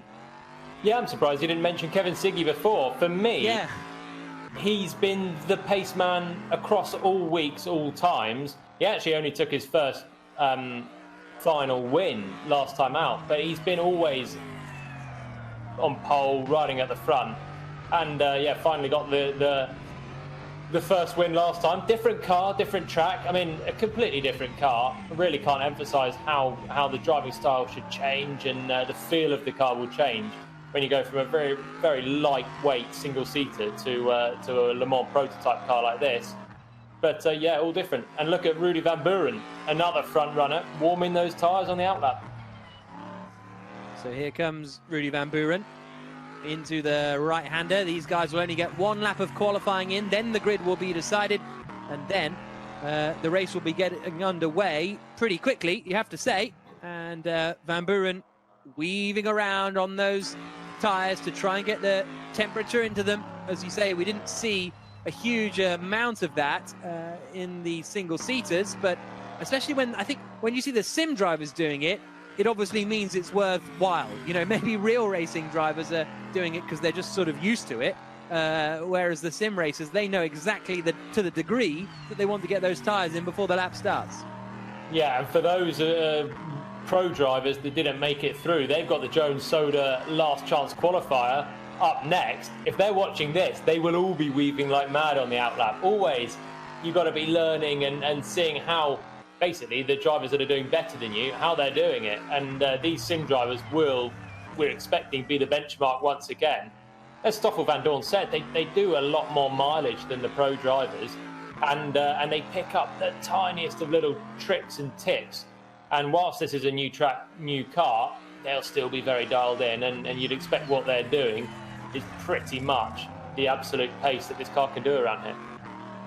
So here comes Erhan Yayovsky through. We've got Matt Sadekis Trivet with us. Matt, we've sort of covered most of them, but who are you looking for most in this race out of the sim racers?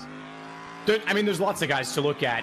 First and foremost, to touch on what Stoff said, it's absolutely true. I know it seems weird. A guy who raced in Formula One is saying, oh, we're looking to be best of the rest against what we would call gamers. But there's guys like Yayovsky who qualified on Sebring last year for the world's fastest gamer and GT Academy before that are taking these guys that we refer to as aliens because they have so much time and so much precision on these sims and putting them into real cars, and we're finding out they're every bit as fast, sometimes faster than a lot of their competition. So guys like Rudy Van Buren obviously has to be a favorite with how he's performed lately.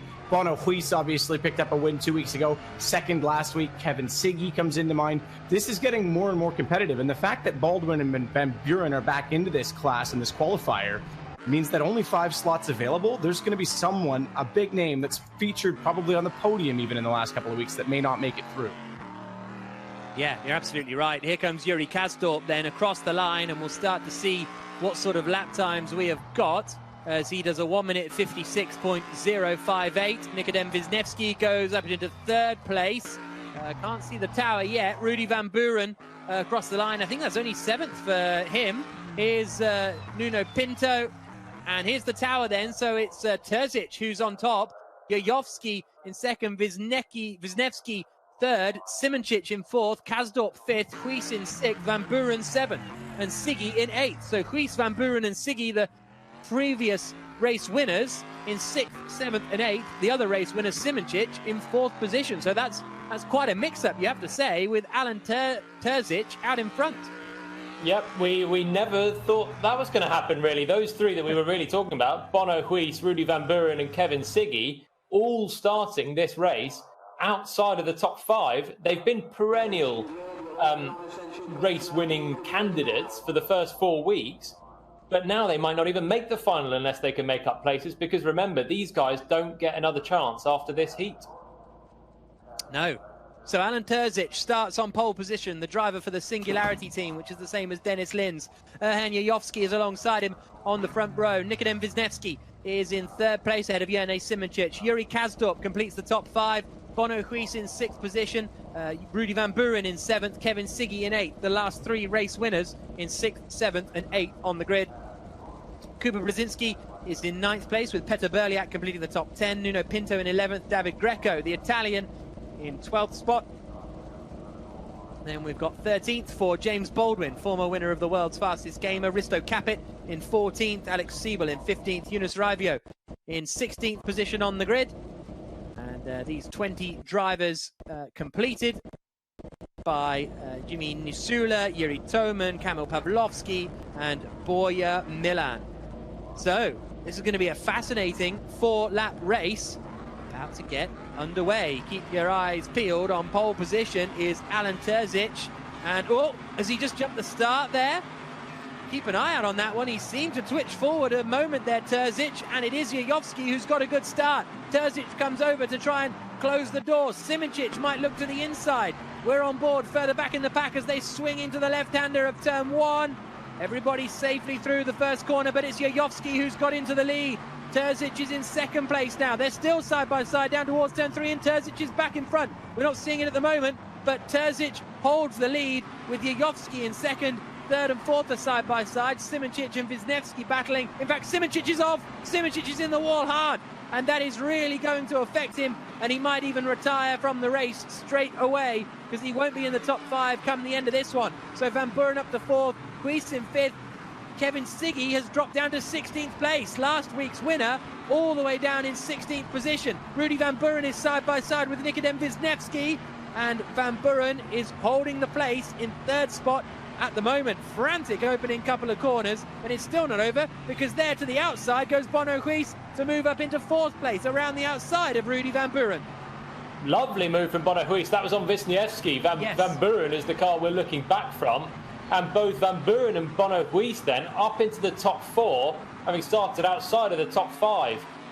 The big loser, Jone Simoncic, of course, won week 1. He's out of the race after that heavy contact.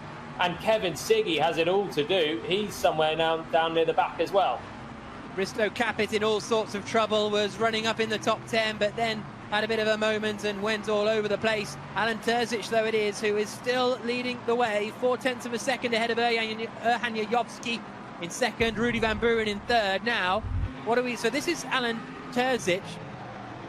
This was his start. So to the outside here, on the run down towards turn 1. Comes Simoncic. Simoncic is further back, isn't he, in 3rd place that we're seeing there, but it was side by side throughout the first couple of corners for the lead. Yeah, that was Simoncic just behind the top 2. Simoncic is about to get fired off here, and if we stay with it, we might see exactly what happened there, but there he goes, a little bit wide there, and now he's dropping down, and there he just gets a clunk from, is that Bono Huis coming through? Rudy Van Buren. And Simoncic. Yeah, Simoncic ran out of road, and we've got more contact now, and I think that's Kevin Siggy in the orange car.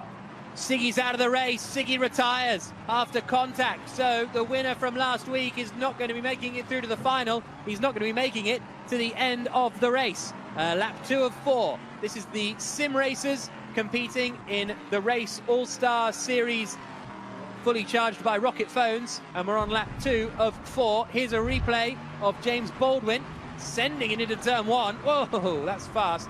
And he's clipped the car in front, then he's been clipped again, and there is Kevin Siggy getting involved in that big incident down at the first corner. Yeah, and that all came from James Baldwin going a bit crazy down at turn 1. Too much speed, big slide on his own, and then just clattered into another couple of cars. So that was further down the order already. They weren't in the top 10, but now they're definitely going to be going out unless all hell breaks loose towards the front. But at the front, Terzic just hanging on from Yayovski. Now these guys just need to finish in the top 5, and the closest battle between them, other than the lead, which is actually very close, as Terzic goes a bit wide there onto the back straight. Here we go. This could be a chance for Yayovski. This is going to be very, very interesting to see what happens here. Terzic leading, Yayovski in second place, first and second, just 0.4 of a second between them. As we go further back in the field, on board with Alex Siebel, trying to fight with Yuri Toman over 7th spot. At the moment it's Yuri Kastorp in 5th place. He's only 0.6 ahead of Wisniewski in their battle over that top 5. But meanwhile, out in front, Alan Terzic ahead of Erhan Yayovski. Those two breaking away. And then it's a fairly lonely Rudy Van Buren, but then Huis, Kastorp and Wisniewski all right together for the final qualification spot. This could get messy. Yeah, Kastorp's right on the back of Bono Huis, who made that good start on the first lap, made a few places. Now doesn't look like he's got the pace. And here we go. This is the trio, 4th, 5th and 6th. One of these guys will not be progressing to the final. And right now, it's Wisniewski in the yellow and black car, fluorescent yellow and black, just behind Yuri Kasdorp, who's in the treacherous position in 5th. He wants to try and pass Bono Huis. He's quicker than Bono Huis, but any failed attempt, and Wisniewski will be through. Huis then a little bit of a roadblock at the moment. And Kasdorp looking to the inside a little bit, but not quite close enough to make it through. He's got so much better pace, just 2/10 back. You just sense that it's a matter of time, and you sense he has to. Is he going to have a look here? Through the fast sweepers out the back. Then we've got a right-hander, and then we're about to come on after this corner to the back straight. And he's got to get a good run here. Late apex, straighten it up early. And he has got quite a good run here, Yuri Kasdorp. Less than 3/10, now in the slipstream. Here we go for 4th place on Bono Huis. Can he make it? Jajowski is right behind Terzic as well. Can Kasdorp go for it? Oh, he's hit him. I think he's gone very late into the back of Huis, and then another hit, and Kasdorp almost goes round. Manages to get the inside. That's Bono Huis you're seeing in the middle there. He's holding the inside line now as they come down towards the left-hander at turn 1. I think Bono should still just be able to keep that position, but Wisniewski is in behind, just watching this unfold, hoping to take advantage at some point. They're still side by side, and Kasdorp's gone all the way around the outside. Brilliant move. Yeah, good move in the end from Kasdorp. It came because he just nudged into the back of Bono Huis.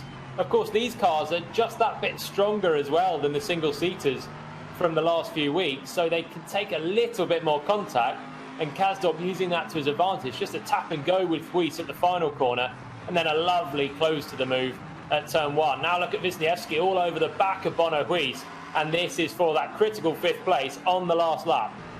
But this is the race leader, Alan Terzic, at the moment ahead of Erhan Jajowski, just 0.2 of a second between them on this final lap of the race. We're here at Sebring for the race All-Star Series, fully charged by Rocket phones, and it is the first race in a new series. 3 weeks long, this championship, and the winner of the sim races will get a go in a Formula One simulator. So that is the incentive for these drivers.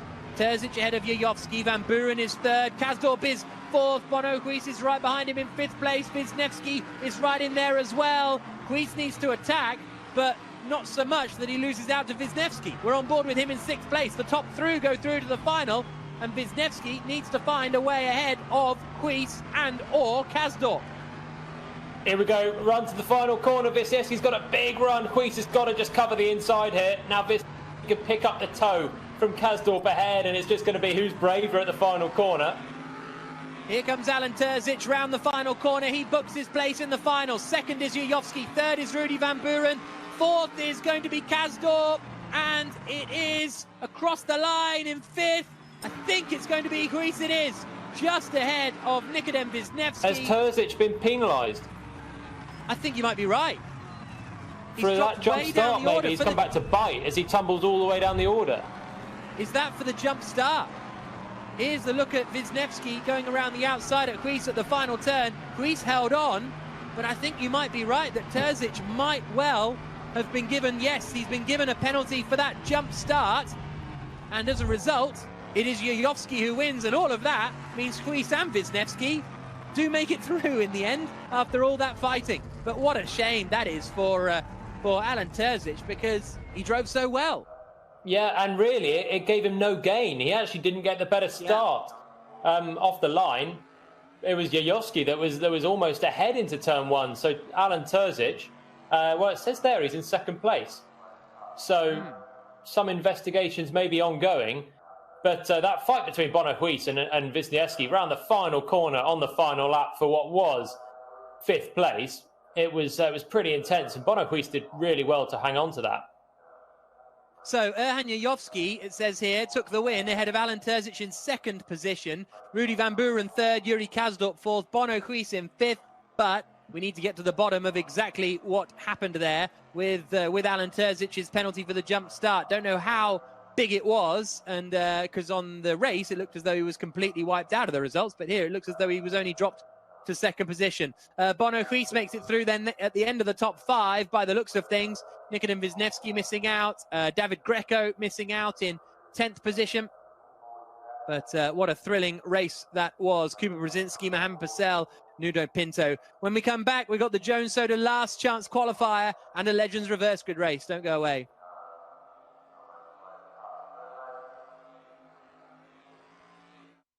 James Baldwin, very surprisingly, all the way down the order in 17th position as well. We've got Juan Pablo Montoya that I believe we can speak to now. Juan Pablo, can you hear us? How are you doing? Yeah, I'm doing good. I was actually looking right now where I need to log in for the second race. Okay, well, we won't keep you too long. A really good performance in race one. You must have been pleased with that. Yes, I was devastated with qualifying. I did an awful job. For some reason in qualifying, it seemed like I could brake the car a lot quicker, so all my braking points kind of went off a little bit. And going into the back straight, I went in too fast. I had a really bad exit, and I had one of those awful laps. But it seems a lot of people, that it's a car that is very difficult to drive. So it makes it a lot of fun, but it's tough. I had a really good start. And I felt I had the pace to try to catch Jensen, but I don't know if it was enough. And I decided just to do the laps. And every time I tried, I took some time away. And if I made any mistakes, then Andy would catch up. And I'm like, just keep it together. Keep it together. So Seb's not racing today, but he's still your race engineer, I hear. Yeah, Seb is not racing today because we only have this sim here at home. And between jumping both of us the same day makes it really, really hard. So he's been doing quite a bit of racing himself, this week as well. But I mean, honestly, it's incredible because racing with all the guys that you raced over the years and people that you looked up to when you grew up, it's unbelievable. Everybody coming out here, it's a hell of a show. So, the guys have put a hell of a show. Great. Well, you're putting on a hell of a show as well. Good luck for the reverse grid. It's going to be fun. Yeah, good luck. Great. Thank you, Juan Pablo Montoya. We've got the reverse grid Legends race then coming up a little bit later on. Juan Pablo Montoya, very much a legend, more like no world championships, but he's a cult legend, isn't he? He was one of my favourites growing up. When Montoya turned up in Formula One, he was so exciting to watch. Still remember that Brazil race, I think it was 2001, where he lunged Schumi from about 6 car lengths back on the safety car restart and then got wiped out from the race lead by Jos Verstappen as he was lapping him. But I saw that and I was like, wow, this guy is just fun to watch. And he was, and he still is. He certainly is, up into second. In fact, I don't know if you can see this. Matt Trivett's joining us. Matt, while we do some camera work, there's Juan Pablo on the wall. Look at that. So there we go. Very cool. Matt, how are you doing? How are you enjoying that pro race? I mean, I'm not sure 100% yet what happened with Alan Terzic at the end there. I just want to say before that, it seems like karma's skipped a generation because obviously Max got taken out of the race leads by Ocon in Brazil. So there you go. Yeah. That was probably the best race we've had yet. Bono Huis, massive credit to him. The contact Castorp gave him, just that little touch in turn 17, that's the bumpiest corner I could possibly name in the world. And he's already on it, trying to keep the car in control as it is. He managed to hold that. He was under attack the whole race and still got 5th. Pretty impressive. Great finish as well. Bono's going to be very relieved. But as we said, there was going to be some big names that kind of fell out of it. Yayovsky, who qualified for World's Fastest Gamer on this track, proves to be very good at it. And I think that this is a track that certain drivers who have put in the time to learn it or who maybe are a little bit better in a prototype. Bono, for example, has done most of his sim racing in single seaters. It does make a difference even in sim. It's kind of coming through and we're seeing a different order. But yeah, Siggy gone, Baldwin gone. There's some big names already down the order. Yeah. Thank you very much, Matt. Good to talk to you there. So we are just a couple of minutes away from qualifying ahead of the Jones Soda Last Chance Qualifier, which is the last opportunity for our professional racing drivers to advance through to the Race All-Star Series fully charged by Rocket Phones Grand Final. We've then got the Reverse Grid Legends race, and then we will have the Grand Final itself. Really, really exciting. These next 3 races we've got coming up. They're all, last chance saloons, really, aren't they? And there's also points up for grabs in the last chance qualifier as well, which will just add a little bit more interest to it. So if you're running 2nd, 3rd, 4th in the last chance qualifier, you'll want to give it a bit. to try and make some places. My name is Jack Nichols. Alongside me, sort of, is Jolyon Palmer. And this last chance qualifier, Jolyon, we got some surprising names in it, and I'm really looking forward to see what happens. It's going to be fascinating. I think Gabi Chavez was one that that maybe thought he could get through. So I've just done my back in quite badly there. I think Gabi Chavez was going to be one that he should have been in the top 5 in his heat. So I think he's one to look out for. And generally, as you say, there's points up for grabs now, and of course the final chance to get into the final. Yeah, well, let's join now qualifying for the Jones Soda Last Chance Qualifier.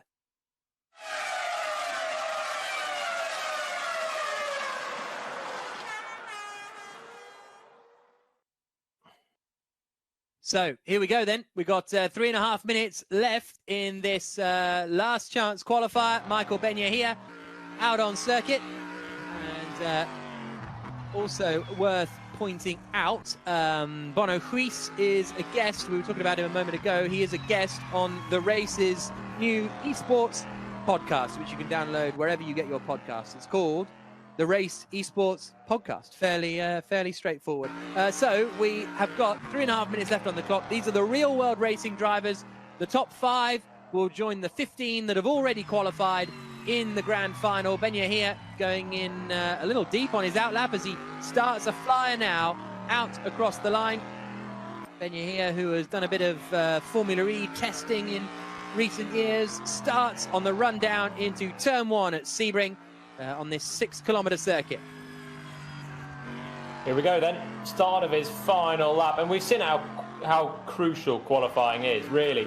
That first corner at the start of the race, there's been a lot of chaos there for the guys in the midfield, and for the guys at the front, particularly the pole man, is able to control it because it's a quick left-hander and there's really no way around the outside. So qualifying is crucial. Everyone with their eyes on pole position, but certainly not to be in the melee in the midfield. There you see Benya here, who we're on board with, and you can see how bumpy it is and how much the wheel is moving around in his hands as he comes through the middle sector now at Sebring. Back out towards the runway that takes him down the back straight. He comes through 10 and then drifts left at 11 and up into Tower Corner. You can see the tower there. That'll take him on the run towards Le Mans, then the run towards Sunset Bend. Here he comes then through the right-hander, Benya here. A power slide out of turn 10 he had, really pushing the limits, and it's looked quite a neat and tidy lap, but generally they're all quite neat and tidy now because these guys, they've already had a qualifying, they've had a race, and this is a chance to just fine-tune what they did. But of course it's not easy to put together your best corners all on one lap, and that's what's needed when the competition is this high, even in the Jones Soda Last Chance qualifier. Benya here down the back straight. The times will pop up on the board on the left-hand side. I think Ed Jones, Gabi Chavez are two that have to be favourites for this. Maybe a bit of James Collado because he looked reasonable. Benya here is a bit messy through that final corner.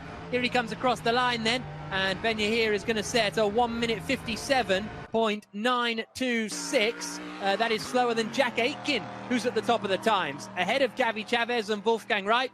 Ed Jones is in 4th place. So Jack Aitken, who raced last weekend, didn't have a great time out there, hasn't had a great race so far today, but now has stuck it on provisional pole position. What can Macau Grand Prix winner Richard Verschoor do as he upshifts across the line? Verschoor goes 9th. So not bad there for Richard Verschoor.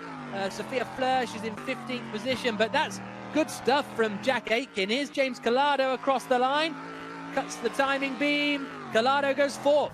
Remember, it's the top 5 that advance through into the final from this Jones Soda Last Chance qualifier. Great job from Jack Aitken, though. I think that's pretty much confirmed him pole position. Mitch Evans, I think, still needs to set the lap time, but a great lap from Jack Aitken. Yeah, that came from pretty much nowhere, didn't it? He did last week, but we didn't really notice him, to be honest. And even in the heat so far today, he didn't feature prominently, but has just done a corker of a lap to just sneak pole from Gabi Chavez, and with it, that nice inside line into turn 1. So Aitken, qualifying there, has done a world of good for his chances of getting into this final. Collado as well did a good job. And Wolfgang Reip as well, who had a very anonymous heat. He's managed to get back up into the top 5. So Jack Aitken starts the Jones Soda last chance qualifier from pole position. Gabby Chavez alongside him on the front row of the grid. Wolfgang Reip is in 5th. Ed Jones, look to see progress from him up into, he's in 6th place, but he'll try and get into that top 5. Devlin DeFrancesco in 7th. Bradley Smith in 8th. 9th on the grid, Charlie Eastwood. Richard Verschoor completes the top 10. Then you've got Martin Plowman and Michael Benyahia completing the top 12. All these real racing drivers looking to get into the top 5. Archie Hamilton 13th, Nick de Vries 14th, Kevin Hansen in 15th, ahead of Maxime Martin. Then we've got Sophia Flörsch in 17th place, Harry Tinknell 19th, James Pull completing the 20 drivers. So Jack Aitken on pole position as we wait for the race to get underway. 4 laps of the Jones Soda last chance qualifier. Gabby Chavez is in the yellow car alongside Aitken on the front row. Vautier and Collado are on row 2. And there we go, it's a slow start from Aitken. Immediately Gabby Chavez pounces and takes the lead of the race away from Aitken, who drops into 2nd place. He tries to close off James Collado. Ed Jones goes to the inside at turn 1. Collado goes in very quickly into the first corner, loses a bit of ground, might end up back behind Ed Jones, but Gabby Chavez, who we're seeing on the inset there, has absolutely sprinted clear. Juan Manuel Correa is in the barriers towards the back, but Chavez, Aitken, Collado, Jones, Smith, the top 5. So finally, the pole man hasn't managed to keep the lead at the start, and it was just a really... He's under all sorts of pressure from Collado, and now Ed Jones. They go 3 wide down towards turn 7. Wow. Here they go into the hairpin. Aitken holds that 2nd place. Ed Jones tries to get through. Collado's pushed out onto the dirt a little bit, and as a result, drops down into 4th position. And that was really neat work there from Ed Jones. He was just on the outside into 7, thought better of it, switched to the inside, and now he's going past Aitken as well, up into 2nd place. Another nice move. Collado bundles his way through as well, and the 2 golf-coloured cars, the blue and orange, of Jones and Collado up into 2nd and 3rd. So Aitken's pole position has not been converted at all, and he's going backwards very, very quickly. So Bradley Smith in 5th place, trying to get past Jack Aitken now. Looks to the outside, does Bradley Smith. Then sends it, no, doesn't quite. Needs to be careful because Wolfgang Reip is right behind. Then Richard Verschoor. A big gang of blue cars. There's the look up the inside from Reip to try and get past Bradley Smith as they come out onto the back straight. There is Jack Aitken, we can see on the inset. As they come down the back straight, Chavez's lead is 2.5 seconds, but this is going to get a bit messy because Michael Benyahia is in there too. As they go side by side into the final corner, 3 in there. Verschoor on the inside, trying to get past Reip, and Verschoor's round. Verschoor goes round, and he's right on the apex, and he's going to have trouble getting out of that one. Yep, that's the end of Richard Verschoor's chances then, just on the apex. I said it earlier, you get squeezed when you just put a nose in, and I don't think Richard Verschoor had enough of a car alongside the inside of Jack Aitken, and that all went wrong there. Was it Jack Aitken or was it Benyahia? I think it was Benyahia, wasn't it? Yeah. But 3 wide into that final corner. It's so bumpy there, and it's difficult on your own. It's more difficult with 2, but with 3, I mean, that's inevitable, I think. 2 of 4 then in the Jones Soda last chance qualifier here in the Race All-Star Series. And we're on board with Bradley Smith in 5th place, up behind Jack Aitken, and he's got about a 2nd gap to Wolfgang right behind in 6th position. So it's, he's in a fairly comfortable spot at the moment, Bradley Smith. Getting pretty close up in front. What are we getting a replay of here then? And this is a start. Kevin Hansen gets away in front of us. Someone was straight in the barriers there. And this is on board with Sophia Flörsch then. So this is on board with Flörsch under the ABK Beer Bridge and down into turn 1. What's going to happen in front of us? I'm imagining chaos, but we'll see. Oh, there's the hit. Flörsch goes off, a little bit of a tap from Harry Tinknell. Tinknell then goes through the middle, and then Flörsch gets hit from the rear as well. 2 cars off on the right-hand side, and yeah, then it's chaos. Then it is absolute chaos. Yeah, that's the midfield melee you just don't want to be in. It continues half a lap pretty much of just banging between those midfield drivers, and you just got to hope that you can thread the eye of a needle and make it through if you're in that area. If you do, you make up a lot of places, but the chance of chaos is so high. Lap 2 of 4 is the battle for 6th place. Wolfgang Reip ahead of Michael Ben-Yahir. And Ben-Yahir, oh, Reip sliding, and that allows Ben-Yahir through. And he's lost momentum as well. This is going to be Hansen past Reip as well, just on a straight out of the final corner. You don't want to be having a big slide on the exit because you've got to get out of the throttle and you lose momentum down the next straight. That's exactly what happened to Wolfgang Reip. So the big slide cost him 2 places, 6th down to 8th. And there's a lot of making up to do now for him. He's been pretty quick the last few weeks, but he's just seemed a little bit further away in this car on this track. And this is a replay of how those 2 places went. I mean, beautiful hole. That level of opposite lock for that long through the bumpy corner was really well held, but at the cost of 2 places. Lovely super slow-mo, wasn't it? Oh, and who's that off? It's Bradley Smith from 5th place. He seemed to have quite a good advantage over Michael Ben-Yahir, but he's made a mistake at the hairpin, and Ben-Yahir is up into 5th. Smith now, who we're on board with, needs to try and fight back. At the moment, it's Chavez, Jones, Collado, Aitken, and Ben-Yahir who will advance through to the final. And Bradley Smith can't get the inside, so he's thrown that away all by himself, although Ben-Yahir gets a bit heavy on the throttle now too. Yeah, super heavy on the throttle. Ben-Yahir, massive power slide out of turn 7. Here's a replay of what happened to Bradley Smith then, is it? On board with Wolfgang Reip, and that wasn't what happened. But Smith lost a place there to Kevin Hansen as well, so going backwards quickly with just a lap and a half to go is not looking good. He was in the top 5, he had done enough, but now it's Ben-Yahir that's up to 5th place, and that's the car 2 ahead, because Kevin Hansen's in 6th in the silver car just ahead of us. Wow, busy stuff in this Jones Soda last chance qualifier. Chavez is leading the way, 3 seconds ahead of Ed Jones. James Collado is in 3rd place, Jack Aitken is 4th, Michael Ben-Yahir in 5th. Here is Gabby Chavez across the line to start the final lap of the race. Jones in 2nd. Chavez he had really good pace in his heat, but he made so many mistakes. This has been still good pace, but no mistakes, and that's why he's built a 3-second lead. Looking really good there. Oh, that's a bit of a lunge on the cards for Mitch Evans. Thinks better of it. He's having a better race as well, up in 9th place. First time with us as well. Big gap back to Harry Tinknell, who's been in the thick of things behind. But yeah, Chavez has just dialed out those mistakes, and he's marching away. So Kevin Hansen in that 6th position, just in front of Bradley Smith. Ben-Yahir, that's 2.5 seconds up the road. There goes Smith. Pulls alongside. Hansen, though, not going to get done down into the hairpin at turn 7 this time. Oh, someone goes behind. I think that was Wolfgang Reip again, maybe.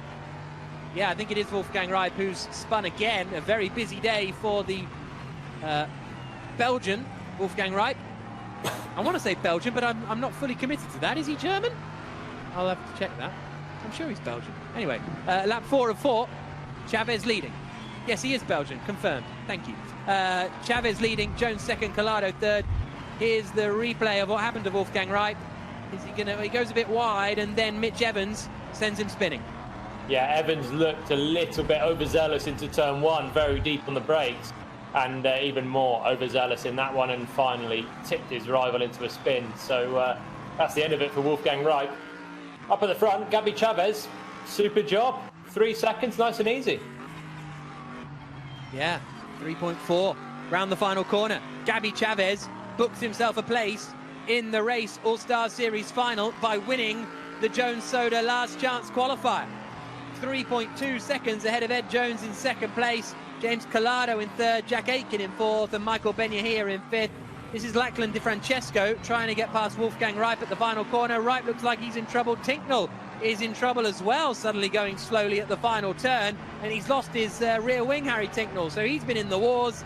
But Aitken in 4th and Ben-Yahir in 5th book their places in the final. Good work from Chavez, Jones and Collado, the top 3 in that race. I think that's the first time Collado's made it through to the final. James Pull is still racing, and they're going to go 3 wide across the line, but James Pull finishes just in front of not quite sure who that was he was finishing in front of. But here are the results after the race All-Star Series. It is Gabby Chavez who wins the Jones Soda. Last chance qualifier. Ed Jones in second, James Collado third, Jack Aitken fourth, Michael Benyahir in fifth. They all go through to the final. Hansen, Evans, Wright, Tinknell and Lachlan DeFrancesco complete the top 10. After what was a very entertaining, a good drive actually from Mitch Evans to climb that far up the order. Maxime Martin in 11th place. Tristan Vautier, he dropped a long way down the field because he qualified fairly high up. Sebastian Priaulx in 14th place.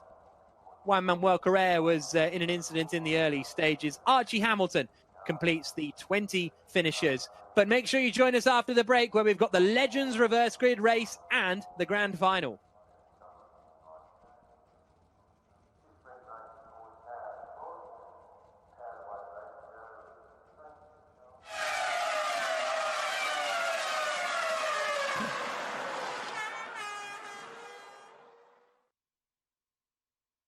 Well, what a busy race that was. We can hear now from Gabby Chavez, the winner of the race. Gabby, congratulations. A big win in the end, but we felt you deserved to be in the final anyway because you were so strong earlier on.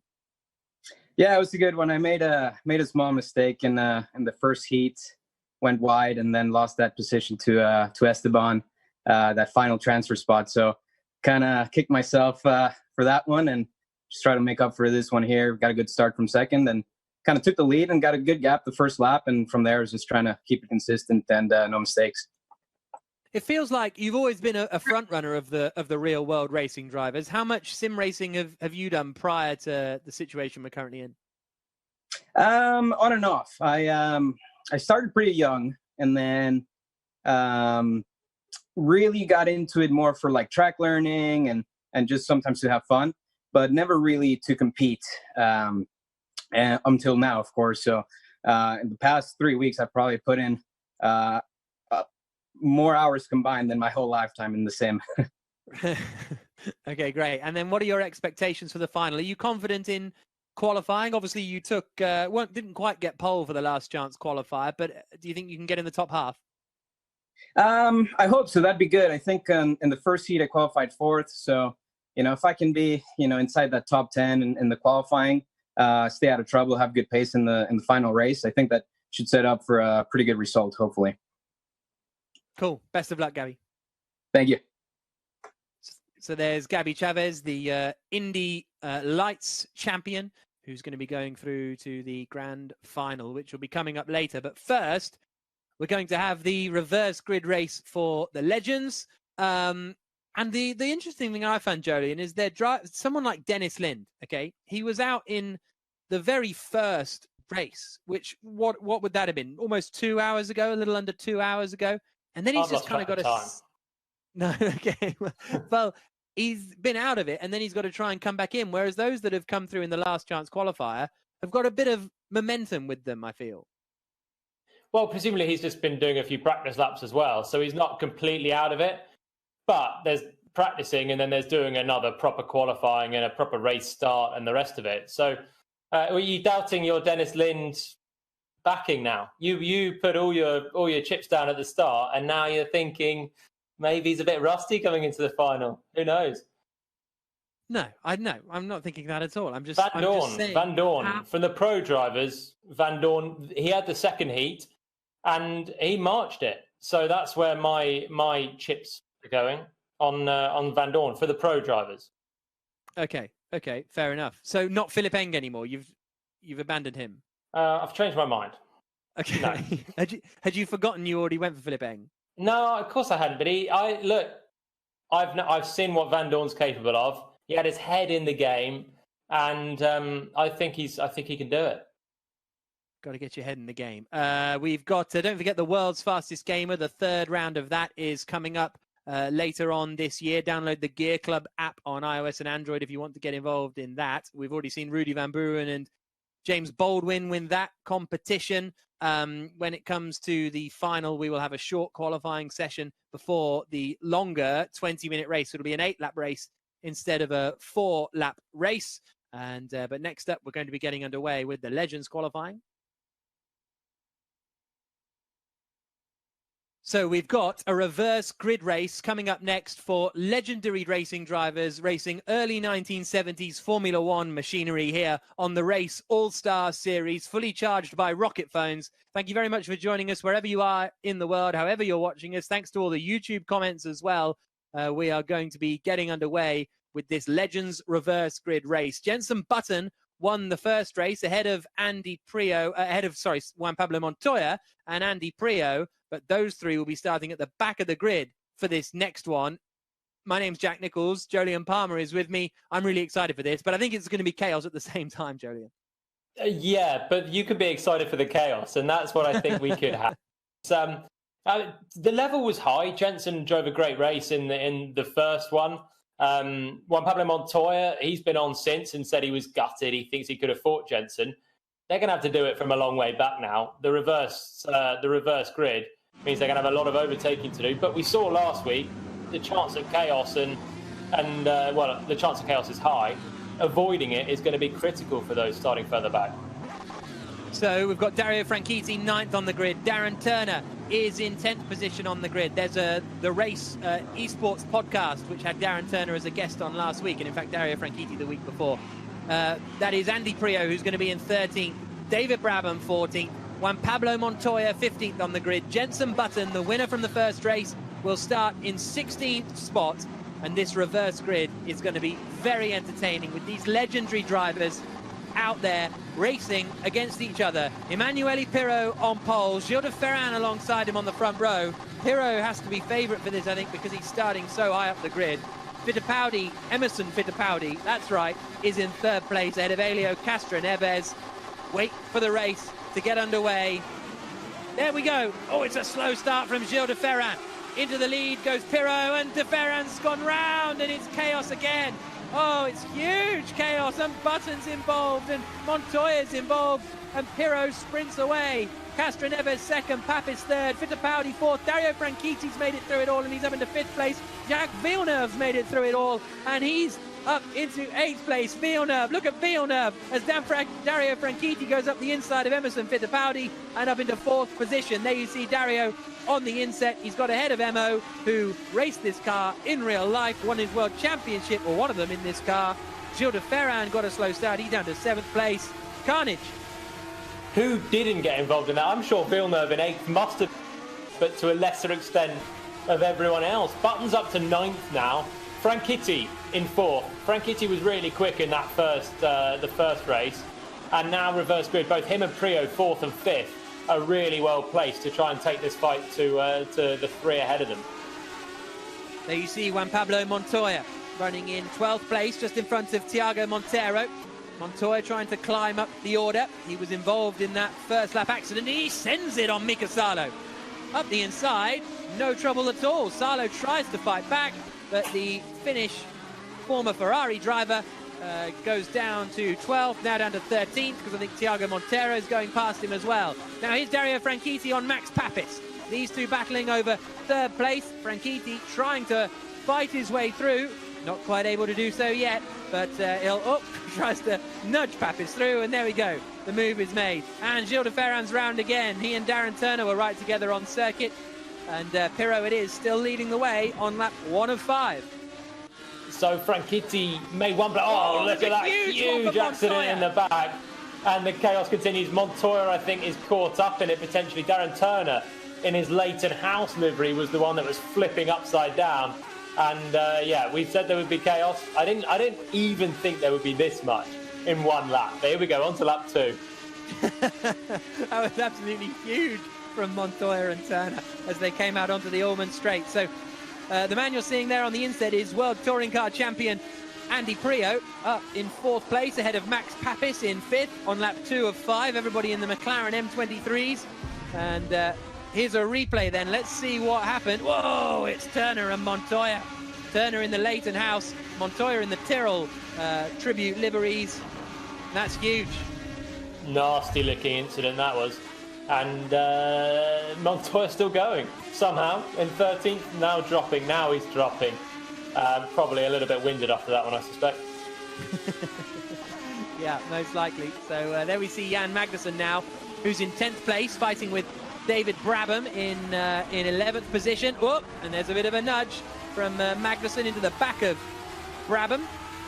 That's Brabham into Magnussen, isn't it? I think that's Brabham chasing the back of Jan Magnussen for 10th place.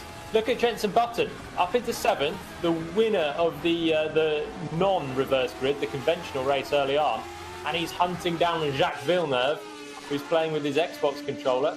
You wouldn't have thought that'd be too hard for the 2009 champ. Here we go.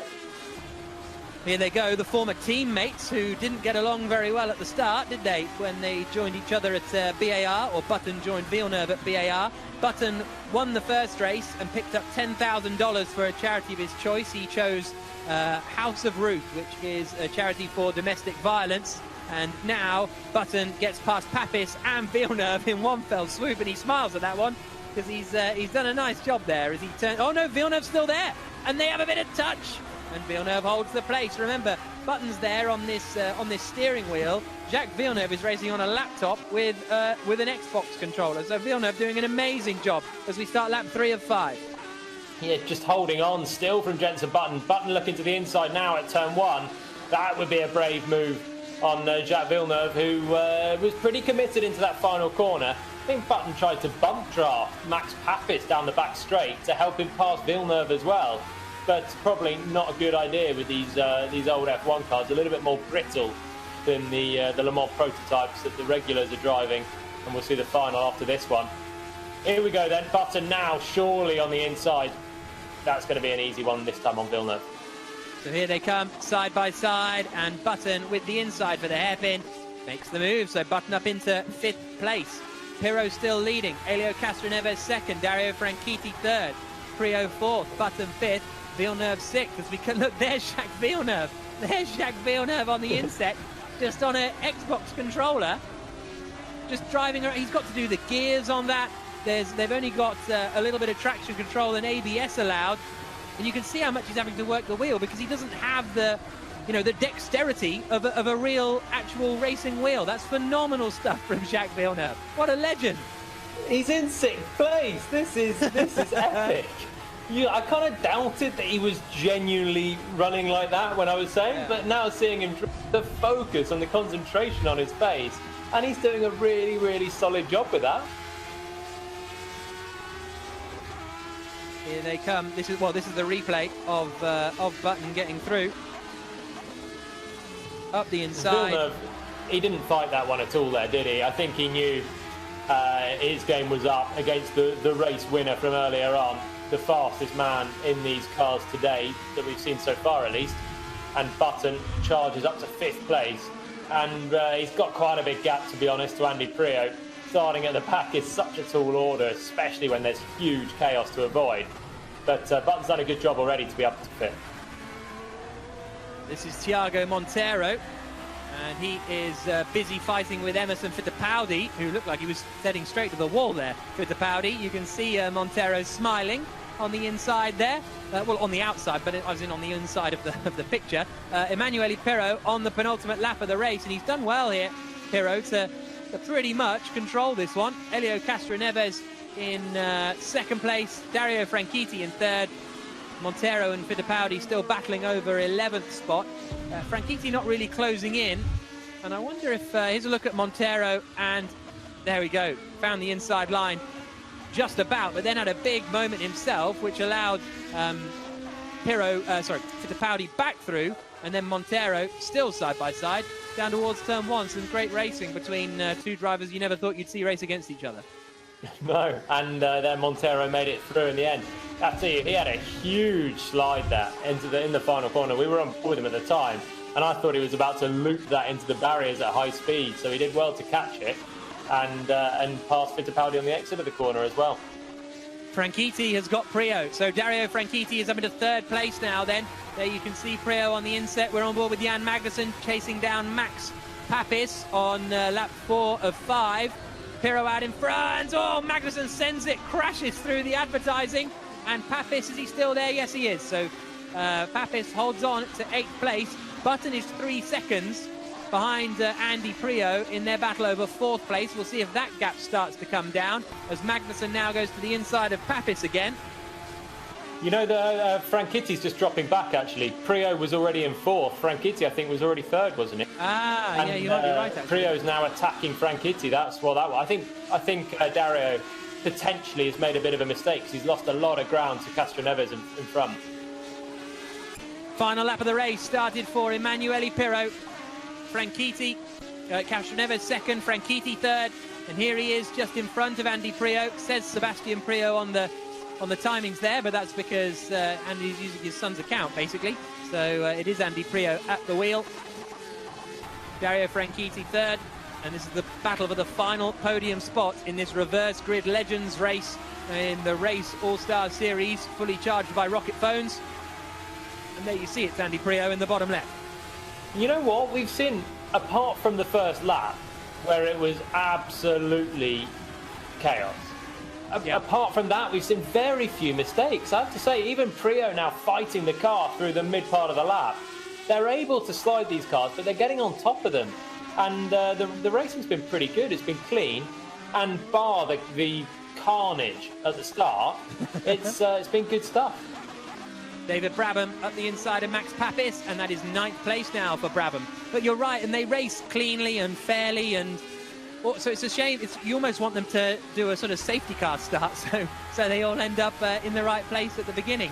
But Emanuele Pirro, who performed very well in Silverstone, was very busy at Nola, is now looking set to take the win in the reverse grid race at Sebring. Here he comes through the final corner under the ABK Beer Bridge, hugs the wall, out to the outside, and Emanuele Pirro is the winner of the Legends race at Sebring. Very strong drive from Pirro from pole position. Helio Castroneves across the line in second. Dario Franchitti finishes in third place, just ahead of Andy Pirro. Jenson Button in fifth, and another wonderful drive on the Xbox controller from Jacques Villeneuve. Absolutely brilliant stuff from the French-Canadian to finish in sixth, ahead of Mika Salo, Jan Magnussen, David Brabham, and Max Papis. Here's Gilles de Ferran in 12th place. What's he trying to do? Trying to get past Thiago Monteiro, but he's a little bit too far back, Gilles de Ferran. A shame for him, because he started quite well at the front of the race, didn't he? At the start of the... Well, he had a high grid position, I should say, but then got absolutely wiped out. So, yeah, a shame for him. But Emanuele Pirro it is who takes the victory. And Helio Castroneves in second place. Dario Franchitti in third spot. Fourth for Andy Pirro in fifth place. After a very strong drive, we had Jenson Button. But join us after the break for the grand final.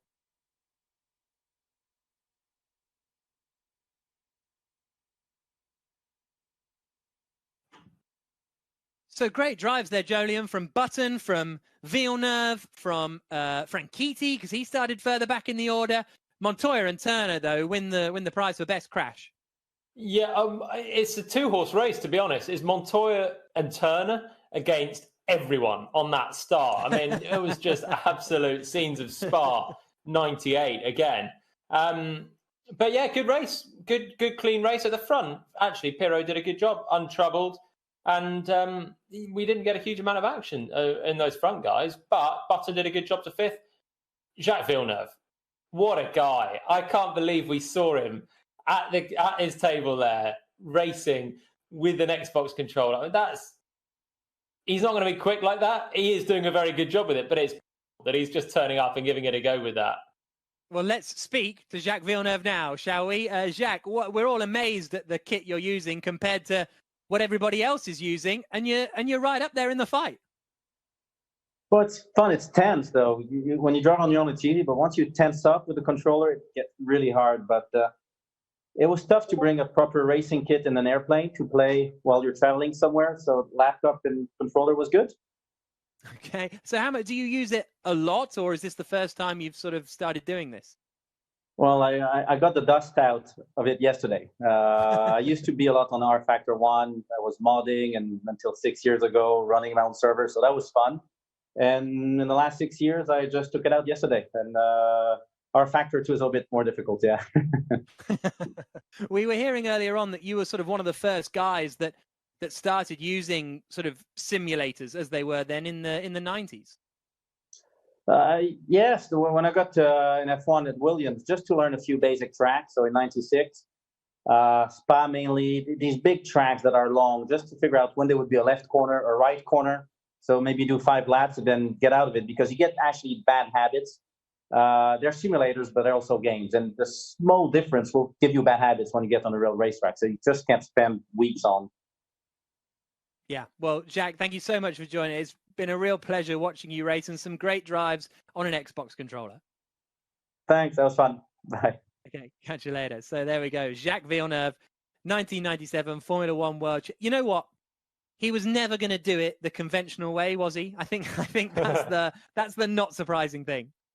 Yeah, that was classic, really, wasn't it? But I've got respect. I've got real respect for him. It sounds like he travels around with it, or he used to travel around with it a lot. So apart from being a bit rusty with the controller, he's actually a bit of a dab hand with it.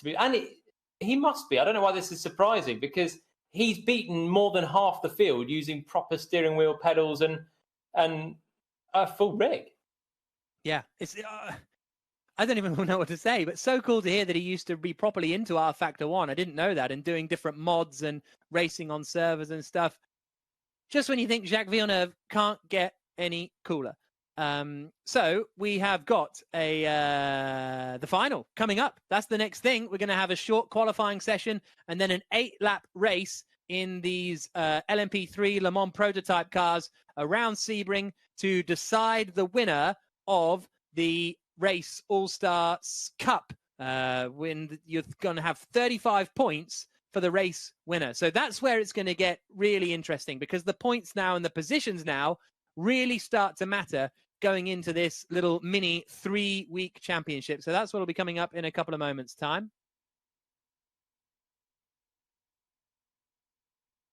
Welcome back to the Race All-Star Series, fully charged by Rocket Phones. We've just got one more race to bring you this afternoon, and it is the grand final of the Race All-Star Cup. My name is Jack Nichols. Jolyon Palmer is virtually alongside me as we get ready for this final race, where we will see the top 5 sim racers from the qualification race go head-to-head with 15 of some of the world's best racing drivers, real-world professional racers. And what's up for grabs is the top of the championship. The winner will be at the head of the standings in this first week of a 3-week competition. And the winner at the end of those 3 weeks, the man on top of the championship, will be awarded $30,000 to give to a charity of their choice. Now, Jolyon, we're surely going to be looking at the sim races to be the favorites for this 20-car field. But I think there's some real-world racers who can get in the mix. Yeah, definitely. We've seen some really good performances. For me, I'm going to go with Rudy Van Buren. I know he didn't win his sim heat, but he's been so consistent, always in the top 3 in this final. I think he can do it. And again, I'm going to stick with Stoffel Van Dorn as the pro driver that can get in the mix. I think he was very, very strong in the heat. What about you? Real drive. What's the question? What about you? It was the same question as you. Who's going to win? Pro driver. Okay, I'm going for Yayovsky for the win, and Dennis Lind, real world. Sticking to your guns. Okay. Well, yeah, you got to stick to your guns. Otherwise, what's the point? You know. Sometimes you got to cut your losses, Jack. Here we go, Rudy Van Buren. This is my tip for the win. He's got to do a better qualifying than he did for the heat. Qualified outside the top 5 in his heat, but managed to make it through nicely into 3rd place. And look at him at the wheel, bottom left, just really giving it a lot of, as I say that, he's just been very silky smooth, but he was giving it armfuls of lock as he turns it in, trying to get that bit of temperature up in the tyres and go for pole position. Bit of a weave now on the back straight.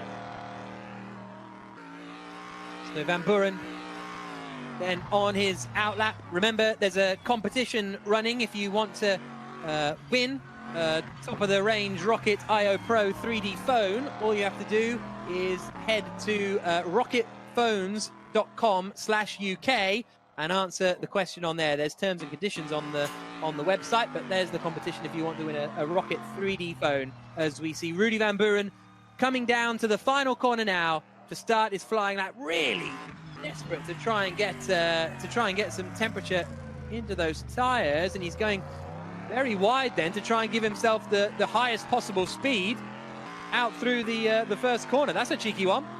The first time we've seen that, running all the way to the outside road as well before launching into his flying lap. That's just to give him the most speed as he crossed the line there to help his lap time up until he lifts off the throttle down at turn 1.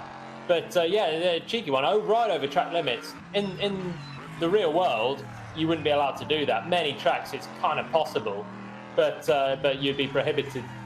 But here, Van Buren's clearly found a little bit of a trick to give him a bit more speed down towards turn 1. Here's Dennis Lind, fastest of anyone in the first sector. You hear the car rumble through the right-hander there. There you see Dennis Lind in the inset. We go on board with him as he heads up into the right-hander now, and he's on his lap. He's not fastest of anyone in sector 1.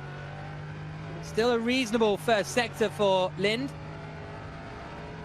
He had a bit of an oversteer at turn 7 there, missed the apex slightly in this middle sector. That's a little bit better on that. You can really ride these curves, particularly this one. You see how much they open up, and actually Lind is quite a little bit adrift of the apex. That's why he ran wide on the exit. This just hasn't been the best middle sector for Dennis Lind. One corner to go to try and salvage something, but he might have lost a bit of momentum on this back straight by running onto the grass. He did a big exhale as he came down that back straight, maybe suggesting the disappointment. Watch for the lap times to start jumping in here. Here comes Lind across the line. What's it going to be? Cuts the timing beam now, and Lind goes quickest on a 1 minute 55.978, only 0.2 quicker than Kazdorp. Chavez in there. Philip Eng goes second, just a 10th behind Dennis Lind. Mike Epps goes up into 4th place. Then we've got Yayovsky to the top, 0.3 clear of Dennis Lind. Queese jumps up into 3rd position, so that's a better qualifying lap for Bono Queese this time around, but Van Buren goes second. Rudy Van Buren across the line to go second. Jack Aitken returns to the pits, so maybe a error on his lap, but Rudy Van Buren second. I think Yayovsky, though, is going to be the driver that starts in 1st place then for the grand final. Good lap from Erhan Yayovsky. Great lap. What a lap from Dennis Lind. It looked like it was a bit scruffy, but actually super quick through the middle and final part of the lap, and 3rd place. That's the highest a pro driver's got in amongst the sim drivers. It's the highest they've qualified for the grand final. Really good job. And Philip Eng, who was, if you remember my tip before I might have switched to Stoffel Van Dorn, I'm switching it back to Philip Eng, up in 5th place as well. Great job from him. I don't know why I switched to Van Dorn, 12th place. That was mistimed. So Erhan Yayovsky on pole position, Rudy Van Buren alongside him on the front row. Dennis Lind 3rd, Bono Queese 4th, as we get ready for the grand final of the race All-Star Cup. Erhan Yayovsky on pole position. Rudy Van Buren will be racing him into the 1st corner. Dennis Lind, the highest of the real world racing drivers. Can we get a real world driver win for the first time? He's ahead of Bono Queese. Philip Eng is in 5th position. Yuri Kazdorp in 6th. Mike Epps is in 7th. Good stuff from Esteban Gutierrez as he gets further and further up the order each week. He's in 8th position. 9th on the grid will be Nikodem Wisniewski with Tom Dillman in 10th. Gabby Chavez 11th. Jolyon Palmer's tip, Stoffel Van Dorn, starts in 12th position. No taking it back now as we get ready for this 8-lap race. Yefei is starting in 13th place. Job Van Oyter 14th. Max Gunter 15th. Bruno Spengler in 16th position as the cars are lined up, ready to go in this grand final. James Collado 18th. Jack Aitken 19th. But on pole position, it's Erhan Yayovsky on the right-hand side. Rudy Van Buren alongside him. The grand final of the All-Star Series at Sebring gets underway, and it's a really good start from Van Buren. He's trying to get alongside as they come into the 1st corner, and Dennis Lind has got away underneath the rear wing of Yayovsky, so there's going to be 3 for the lead into turn 1. We're on board with Queese behind. Now we're on board with Lind, and Yayovsky it is who is in the lead. Van Buren in 2nd. Dennis Lind looks to the outside at turn 3. That's going to be a bold move. It could see him end up on the grass, and it does, and he comes back off, and he takes off. Rudy Van Buren, the 2 are in the wall. Yayovsky leads, Queese 2nd, Eng 3rd, Wisniewski 4th, Chavez 5th. Oh dear, that was not great there, I would say, from Dennis Lind. I mean, he got forced wide onto the grass, but then just kept his foot in and bounced straight into the side of Van Buren, and the two of them then tipped straight out of this race pretty much. A lot of work to do for them to save it if they've not picked up significant damage either. But for me, Lind needed to just back out of the throttle a little bit. And here we go then, he's bouncing across the grass and just kept it in. And when he rejoined the track, just came across half width, and Van Buren was there minding his own business at that point. He did force Lind wide, but for me, Lind then needed to be backing off and rejoining safely. So Hanya Jovski it is who is leading the way. Bono Huis is in second, Wisniewski is third, Philip Eng in fourth, Gabi Chavez in fifth, Kasdorp, Van Dorn, Gunter, Ben-Yahir and Aitken, the rest of the top 10. But here is Jojovski, 1.6 seconds up the road now from Bono Huis. There you can see him in the inset. Ooh, getting a bit wide, but keeps it together just about. Yep, Jack Aitken. Oh dear, he's been collected by a cars. Even in the grand final, we got the best of the day have made it into this race, and there's still a bit of chaos. Jack Aitken, they're getting out of shape. I'll tell you who's caught my eye here is Gabi Chavez. We're riding on board with him right now, ahead of Yuri Kasdorp, a regular sim driver, supremely rapid. Gabi Chavez was in the Jones Soda last chance qualifier. He won that, and now he's up into the top 5. Really good job. He's technically at the top of the championship because he gets 5 points for winning that last chance qualifier, and no one else has scored any points yet. But still a long way to go in this race, and there will be 35 points awarded for the race winner heading into the next 2 rounds. We're on board with Mike Epps, who somehow is behind James Collado. He qualified well inside the top 10, did Epps. Collado, I think, qualified at the back of the grid, but now they appear to be together on track in 11th and 12th places. Yeah, Epps, who was on the warpath earlier on, wasn't he, after a couple of incidents, now facing James Collado, who, as you say, started right at the back. Epps looks like he's gone in a bit hot, but actually measured really well on the brakes there, and he's got another bit of charging to do on the back of James Collado. Van Dorn's done a good start, from 12th up to 7th place, and he's not far off Kasdorp and Chavez as well. So Van Dorn looking like a reasonable tip to be the best pro driver. Oh, Collado, big slide. He's got away with it, really well held. That was really, really close there. And there goes Epps up the inside of Collado. Can't quite get through. Yes, he does get through, actually. Sorry, my picture buffered there for a moment. Here's Gabi Chavez in 5th place, still ahead of Yuri Kasdorp. Yeah, doing a really good job. Kasdorp getting frustrated. And look there, the green car, Stoffel Van Dorn getting closer to the mix as well. So Philip Eng doing a great job, the top pro driver. And now here's Chavez under a big pressure from Kasdorp, doesn't defend the inside, and Kasdorp may well be through this time. So just to clarify, you don't get 5 points for winning the last chance qualifier. You get 5 points for finishing 6th in the last chance qualifier. So yeah, my apologies. It's the if you miss out on the final, that's where the points start to be awarded. So best of the rest in last chance qualifier gets 5th. Here's Gabi Chavez side by side with Yuri Kasdorp still. Kasdorp in that 5th spot, but Chavez, is he going to send it into 3? Decides against it. Kasdorp covers the inside a little bit. Chavez got a little bit wide at 3, and we're on lap 3 of 8. Jojovski leading, Huis in 2nd, Wisniewski in 3rd, Eng in 4th, Kasdorp 5th at the moment, with Chavez, Van Dorn, Ben-Yahir, Gunter and Ye, the rest of the top 10. And look, you can see the triple screen setup we've got going on in the bottom left there, because you can see the side of the car, the sort of wing mirror and everything. So so that's what a triple screen setup kind of looks like. Nice touch, Yuri Kasdorp. And he made it work past Gabi Chavez. Chavez caught himself out there trying to have a go back, and he's now lost a place to Stoffel Van Dorn as well. So Chavez, after a great start, he's dropping back, and Van Dorn up to 6th, following Kasdorp past Gabi Chavez. So Van Dorn behind Kasdorp. Kasdorp now, a sim regular, has got Philip Eng, the leading pro driver, next up in 4th. Epps all out of shape at turn 1. Whoa! Wow.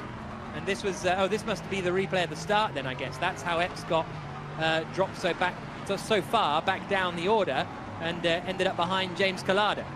Yeah, it's just so difficult to avoid the chaos. More cars off there on the right. I think that was Van Buren and Dennis Lind there, wasn't it? That came into the wall towards turn 3. But yeah, you think you're doing your own thing. You're off on the grass, kind of holding. You know, you get sideswiped from reverse by any number of cars on your inside who are having their own crash.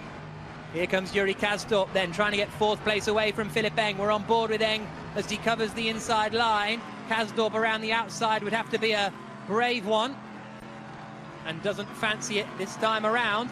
This is a good battle over 4th as Kasdorp tries to climb his way back up the order, and Eng at the moment is the best of the rest of the real world racers. Kasdorp can't make it stick just yet, but Eng is having to go really defensive, and all of that could bring Stoffel Vandoorne in 6th place into the fight.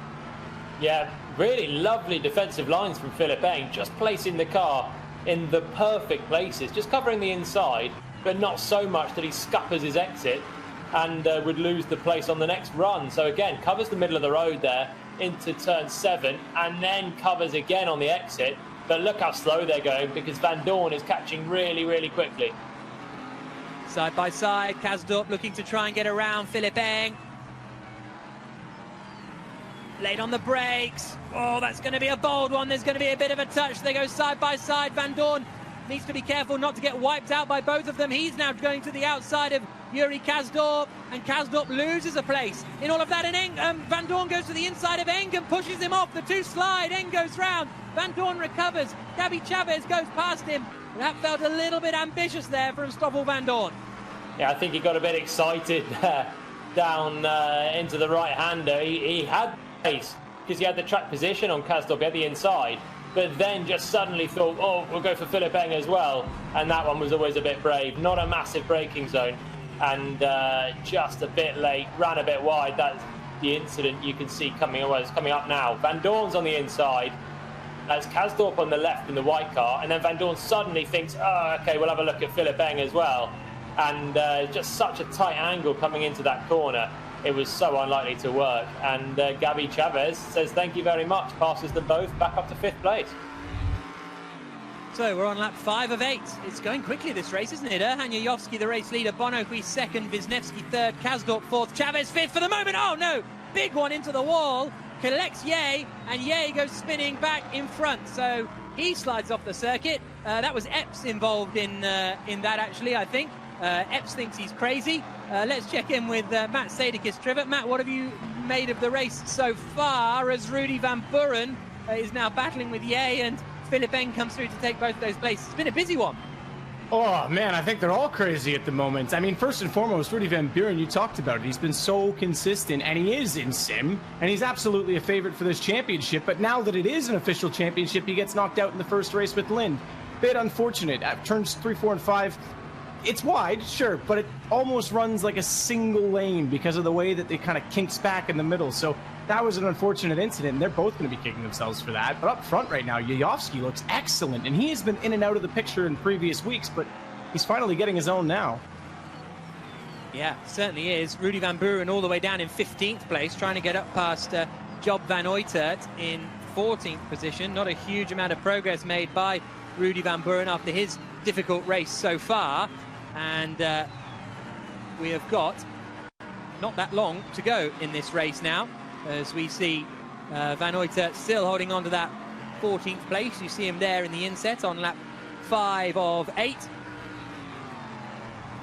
Van Buren did get ahead of Van Uitert on the last lap, but ran really wide down at turn 7. So what I find interesting is these sim drivers clearly have a lot of pace, and that's why you've got the 4 of them that weren't taken out at the start running 1, 2, 3 and 4.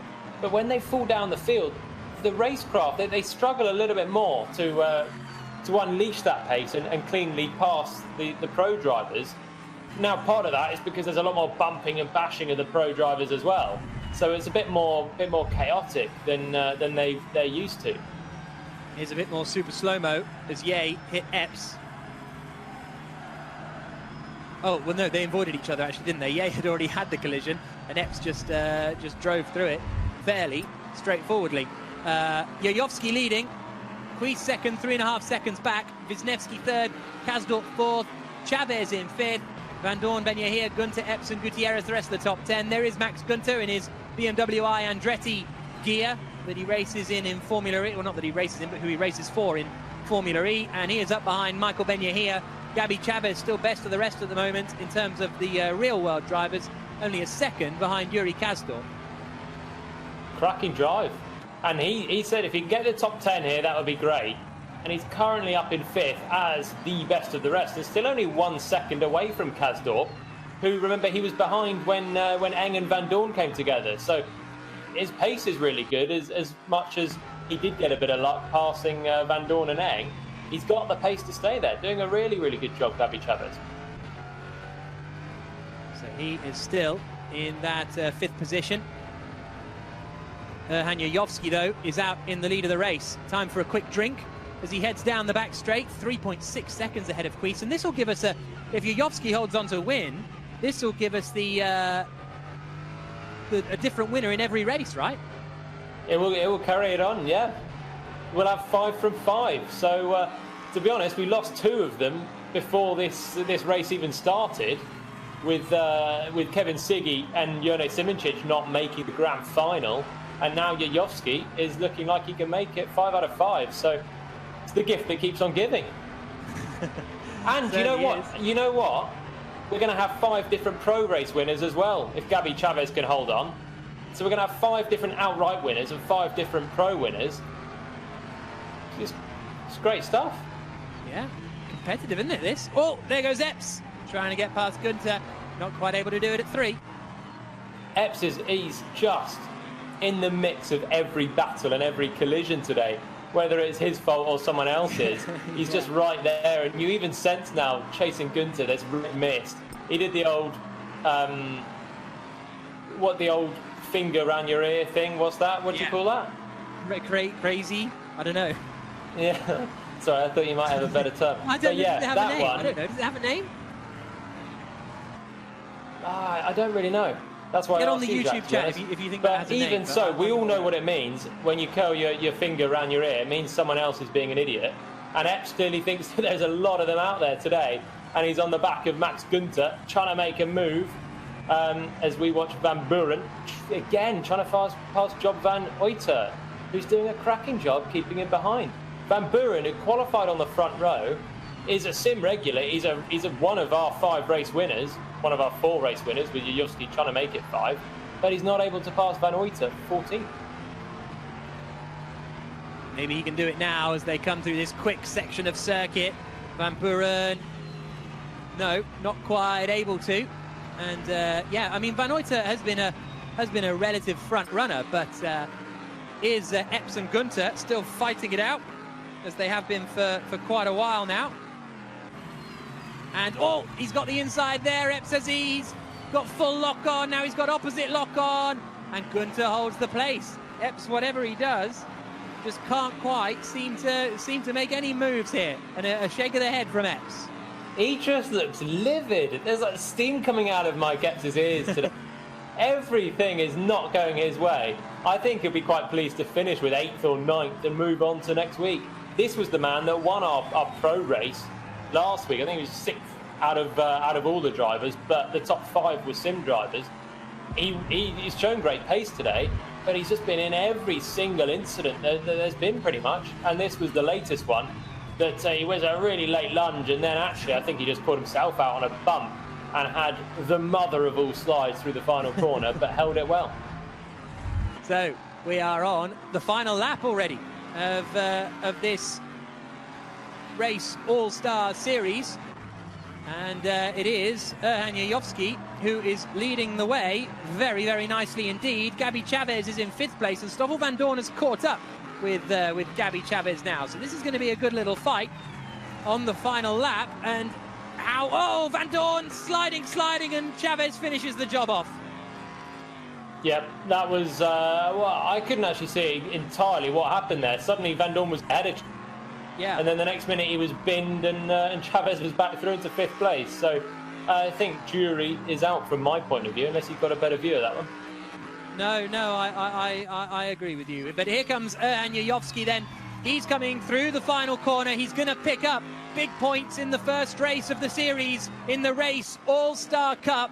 Fully charged by Rocket Phones. It's the win for Erhan Yayovski after a great drive. Bono Huis finishes in second place, 4.5 seconds away. Third is going to be Wisniewski. Fourth is going to be Kazdorp. But what a great drive, what a dominant drive from Yayovski. Huis in second, Wisniewski in third. Fourth across the line is Kazdorp. Chavez is just about best of the rest in terms of the real racing drivers. Stoffel Van Dorn is in 6th position. Ben Yahia 7th. Gunter 8th. Epps 9th. Gutierrez in 10th. And, well, so many things to take out of that. For me, I guess the big one is that we lost some of our top drivers. But make sure you come back after the break. We'll have all the reaction from the Race All-Star Series. See you in a couple of minutes. And for those of you still with us here on the internet stream, Erhan Yayovski is the winner after 8 laps of racing. Bono Huis in second, Nikodem Wisniewski in third, Yuri Kastorp fourth, Gabi Chavez fifth, Van Dorn, Ben Yahia, Gunter Epps, Gutierrez, the rest of the top 10. I enjoyed that one, Jolene. It went really quickly as well, I felt. It was a good race. It was one of our best of the day, I think. It went quick, and we had some good action. I'll tell you, the biggest thing for me is actually still, Yayovski drove great and won, but Rudy Van Buren wiped out a second place on the first lap.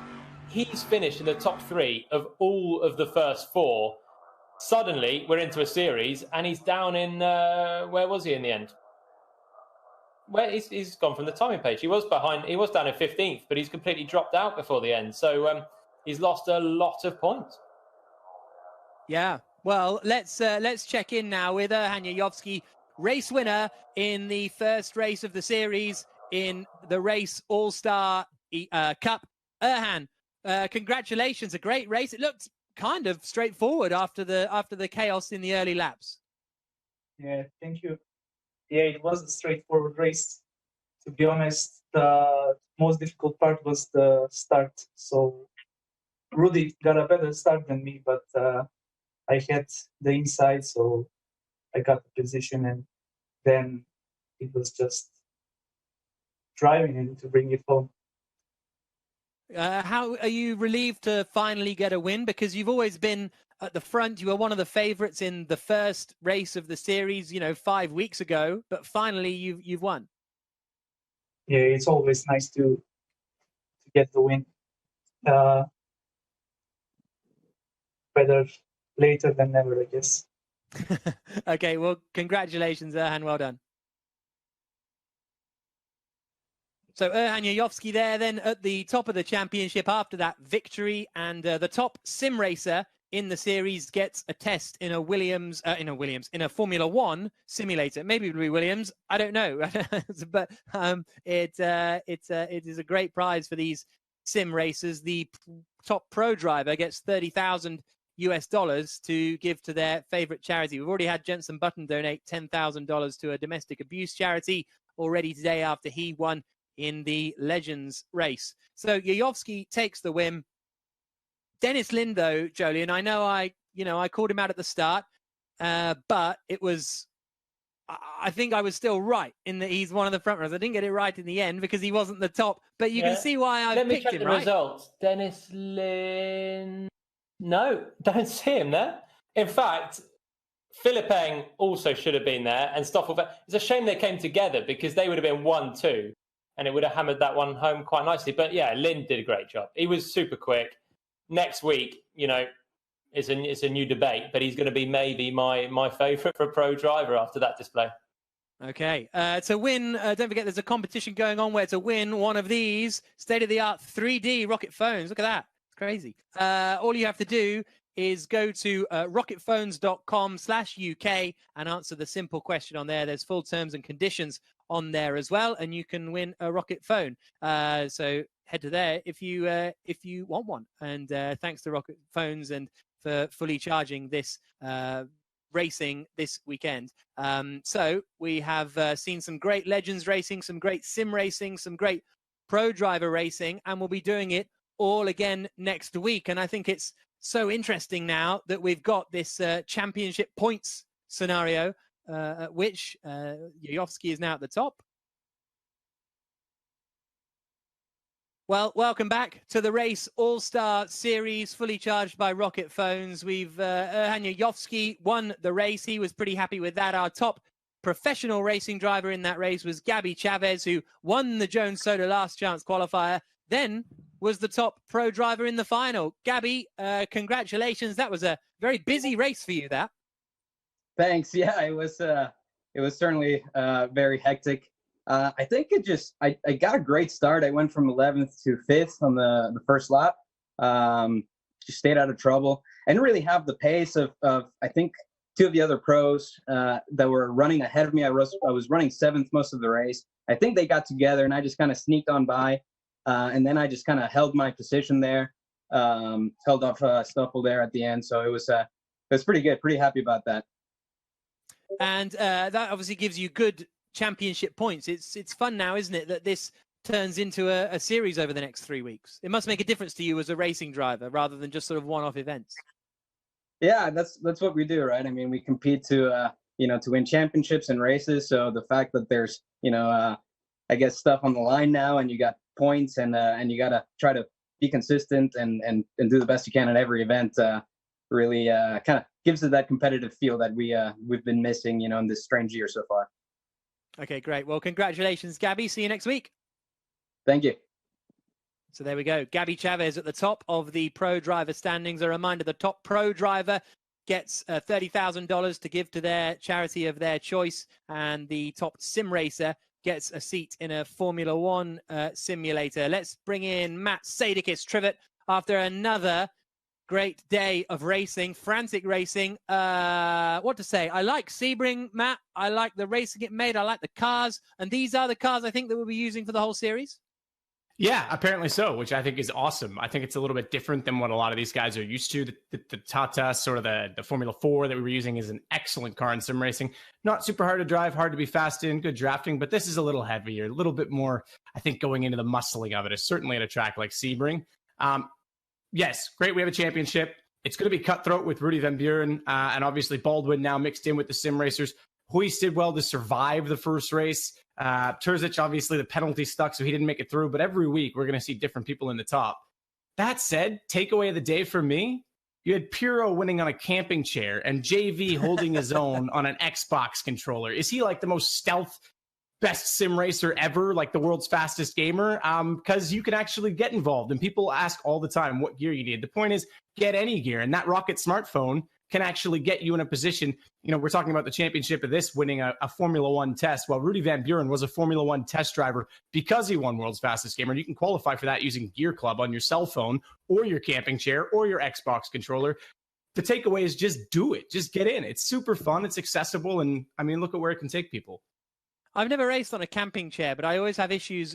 I used to race on like a hardwood floor on a wheelie chair, and whenever you hit the brakes, you'd like fly backwards. It's not ideal. Yeah, I used to have boards mounted around my pedals, and look, I've got this rig behind me, and it's excellent. I can tell you, I'm still not the world's fastest gamer. You could probably still beat me on an Xbox controller. So anyone can do anything using whatever machinery they have. Yeah, great. What did you make of the sim races in that one? Erhan Yovsky, as he said, he better late than never. But actually, this is the perfect time to start your winning because there's points now. Rudy Van Buren won, Bono Huis won. Who cares? Like, there's no points up for grabs. This is where it matters. Absolutely. Yeah, absolutely. And I think that for him, he's always been so close. And like I say, he actually qualified for World's Fastest Gamer Season 2 via iRacing on Sebring. And he's always been so close and just getting pipped by some of the names we see more frequently. Bono Huis, Rudy Van Buren, James Baldwin. So for him to have a breakthrough in week one while some of those guys struggled, that's a huge buffer of points for him to take away. And hopefully he can take the momentum. He's been involved in a few incidents. Maybe this will force him to, be consistent, keep it clean, just finish within the top three. There's a lot more that comes into play with the championship on the line in terms of strategy. Yeah, exactly. Jolene, I think this will change a driver's mindset, right? Because until now, it's the grand final. Let's just chuck it in, see what happens. But you can't afford to be giving away. Dennis Lin maybe is a great example of this today, that he went for an ambitious one, but that's given him 0 points when he could have been on 2025. Yeah, he'd be looking really good now, wouldn't he? The thing is, for the sim racers, actually making the grand final is very tough. And Yayovsky's not been in every grand final. Today we saw Kevin Siggy not in the grand final. James Baldwin not in the grand final. There are really top drivers out there in the sim guys more because they don't get a large chance qualifier. And so they get these big points, but then to redo it, getting that top 5, we saw how difficult their heat was. Well, and I'll jump on that and say that you had Siggy not make it through, Simičić not make it through, Baldwin not make it through, and the race winner, unfortunately, due to the jump start, Terzic not make it through. There's 4 guys right there that could have out-qualified the top 4 sim drivers, and you could have had them be the top 4 in the actual race in the finals. So the points can go anywhere really quickly. Yeah, it's fascinating to see how this will unfold over the next 3 weeks. Make sure you join us for it at We Are The Race on social media. You can also read all things about esports on the-race.com. They'll also be covering real world motorsports on there. And another plug for my podcast, the Race Esports podcast. It's not my podcast, our podcast. Me and Claire Cottingham are joined each week by various people. Have both of you listened to it? Yeah. I put it on in the shower. It was kind of muffled, I did some interviews as well on this channel, though, which is kind of, you can check those out. Maybe, okay, plug them. Yeah, plug them. I've definitely done them. Yeah, they're really good, actually. Oh, thank you. Appreciate it. I will listen to the podcast, though. I am a podcast person. I just got to get on them right now. The best thing about the podcast is that Bono Huis confirms to the world that he prefers it said Bono Huis. He doesn't like how it sounds in Dutch. So all of you saying I have to say house, yeah, fine, point taken, but Bono Huis wants me to say Huis. It's like the old Robert Kubica debate.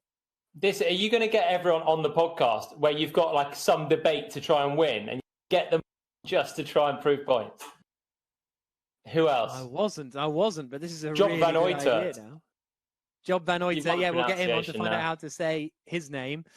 Secretly, you're making it, your own agenda. Beliefs I hold. Yeah, exactly. Right. Well, thank you for joining us anyway. We'll join you over the next couple of weeks for the conclusion of the Race All-Star Series, fully charged by Rocket Phones, the-race.com, at We Are The Race on social media. Huge thanks to Matt Sadekis-Trivet. Huge thanks to Jolyon Palmer. I've been Jack Nichols, and we will join you in a week's time for round 2 of the Race All-Star Series, fully charged by Rocket Phones. See you then.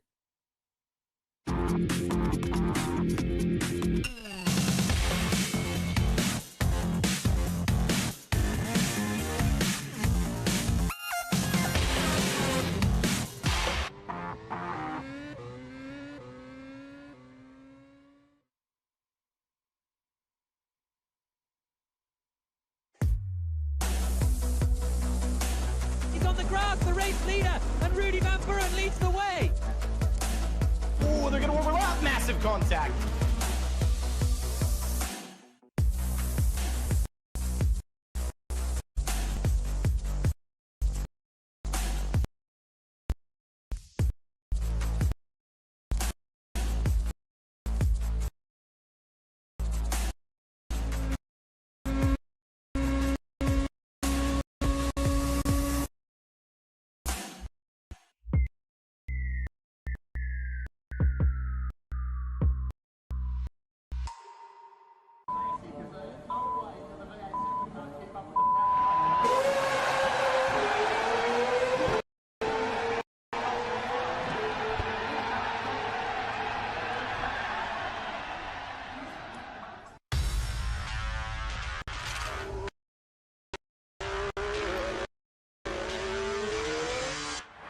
Welcome to the race. And the lights are out. Great start then.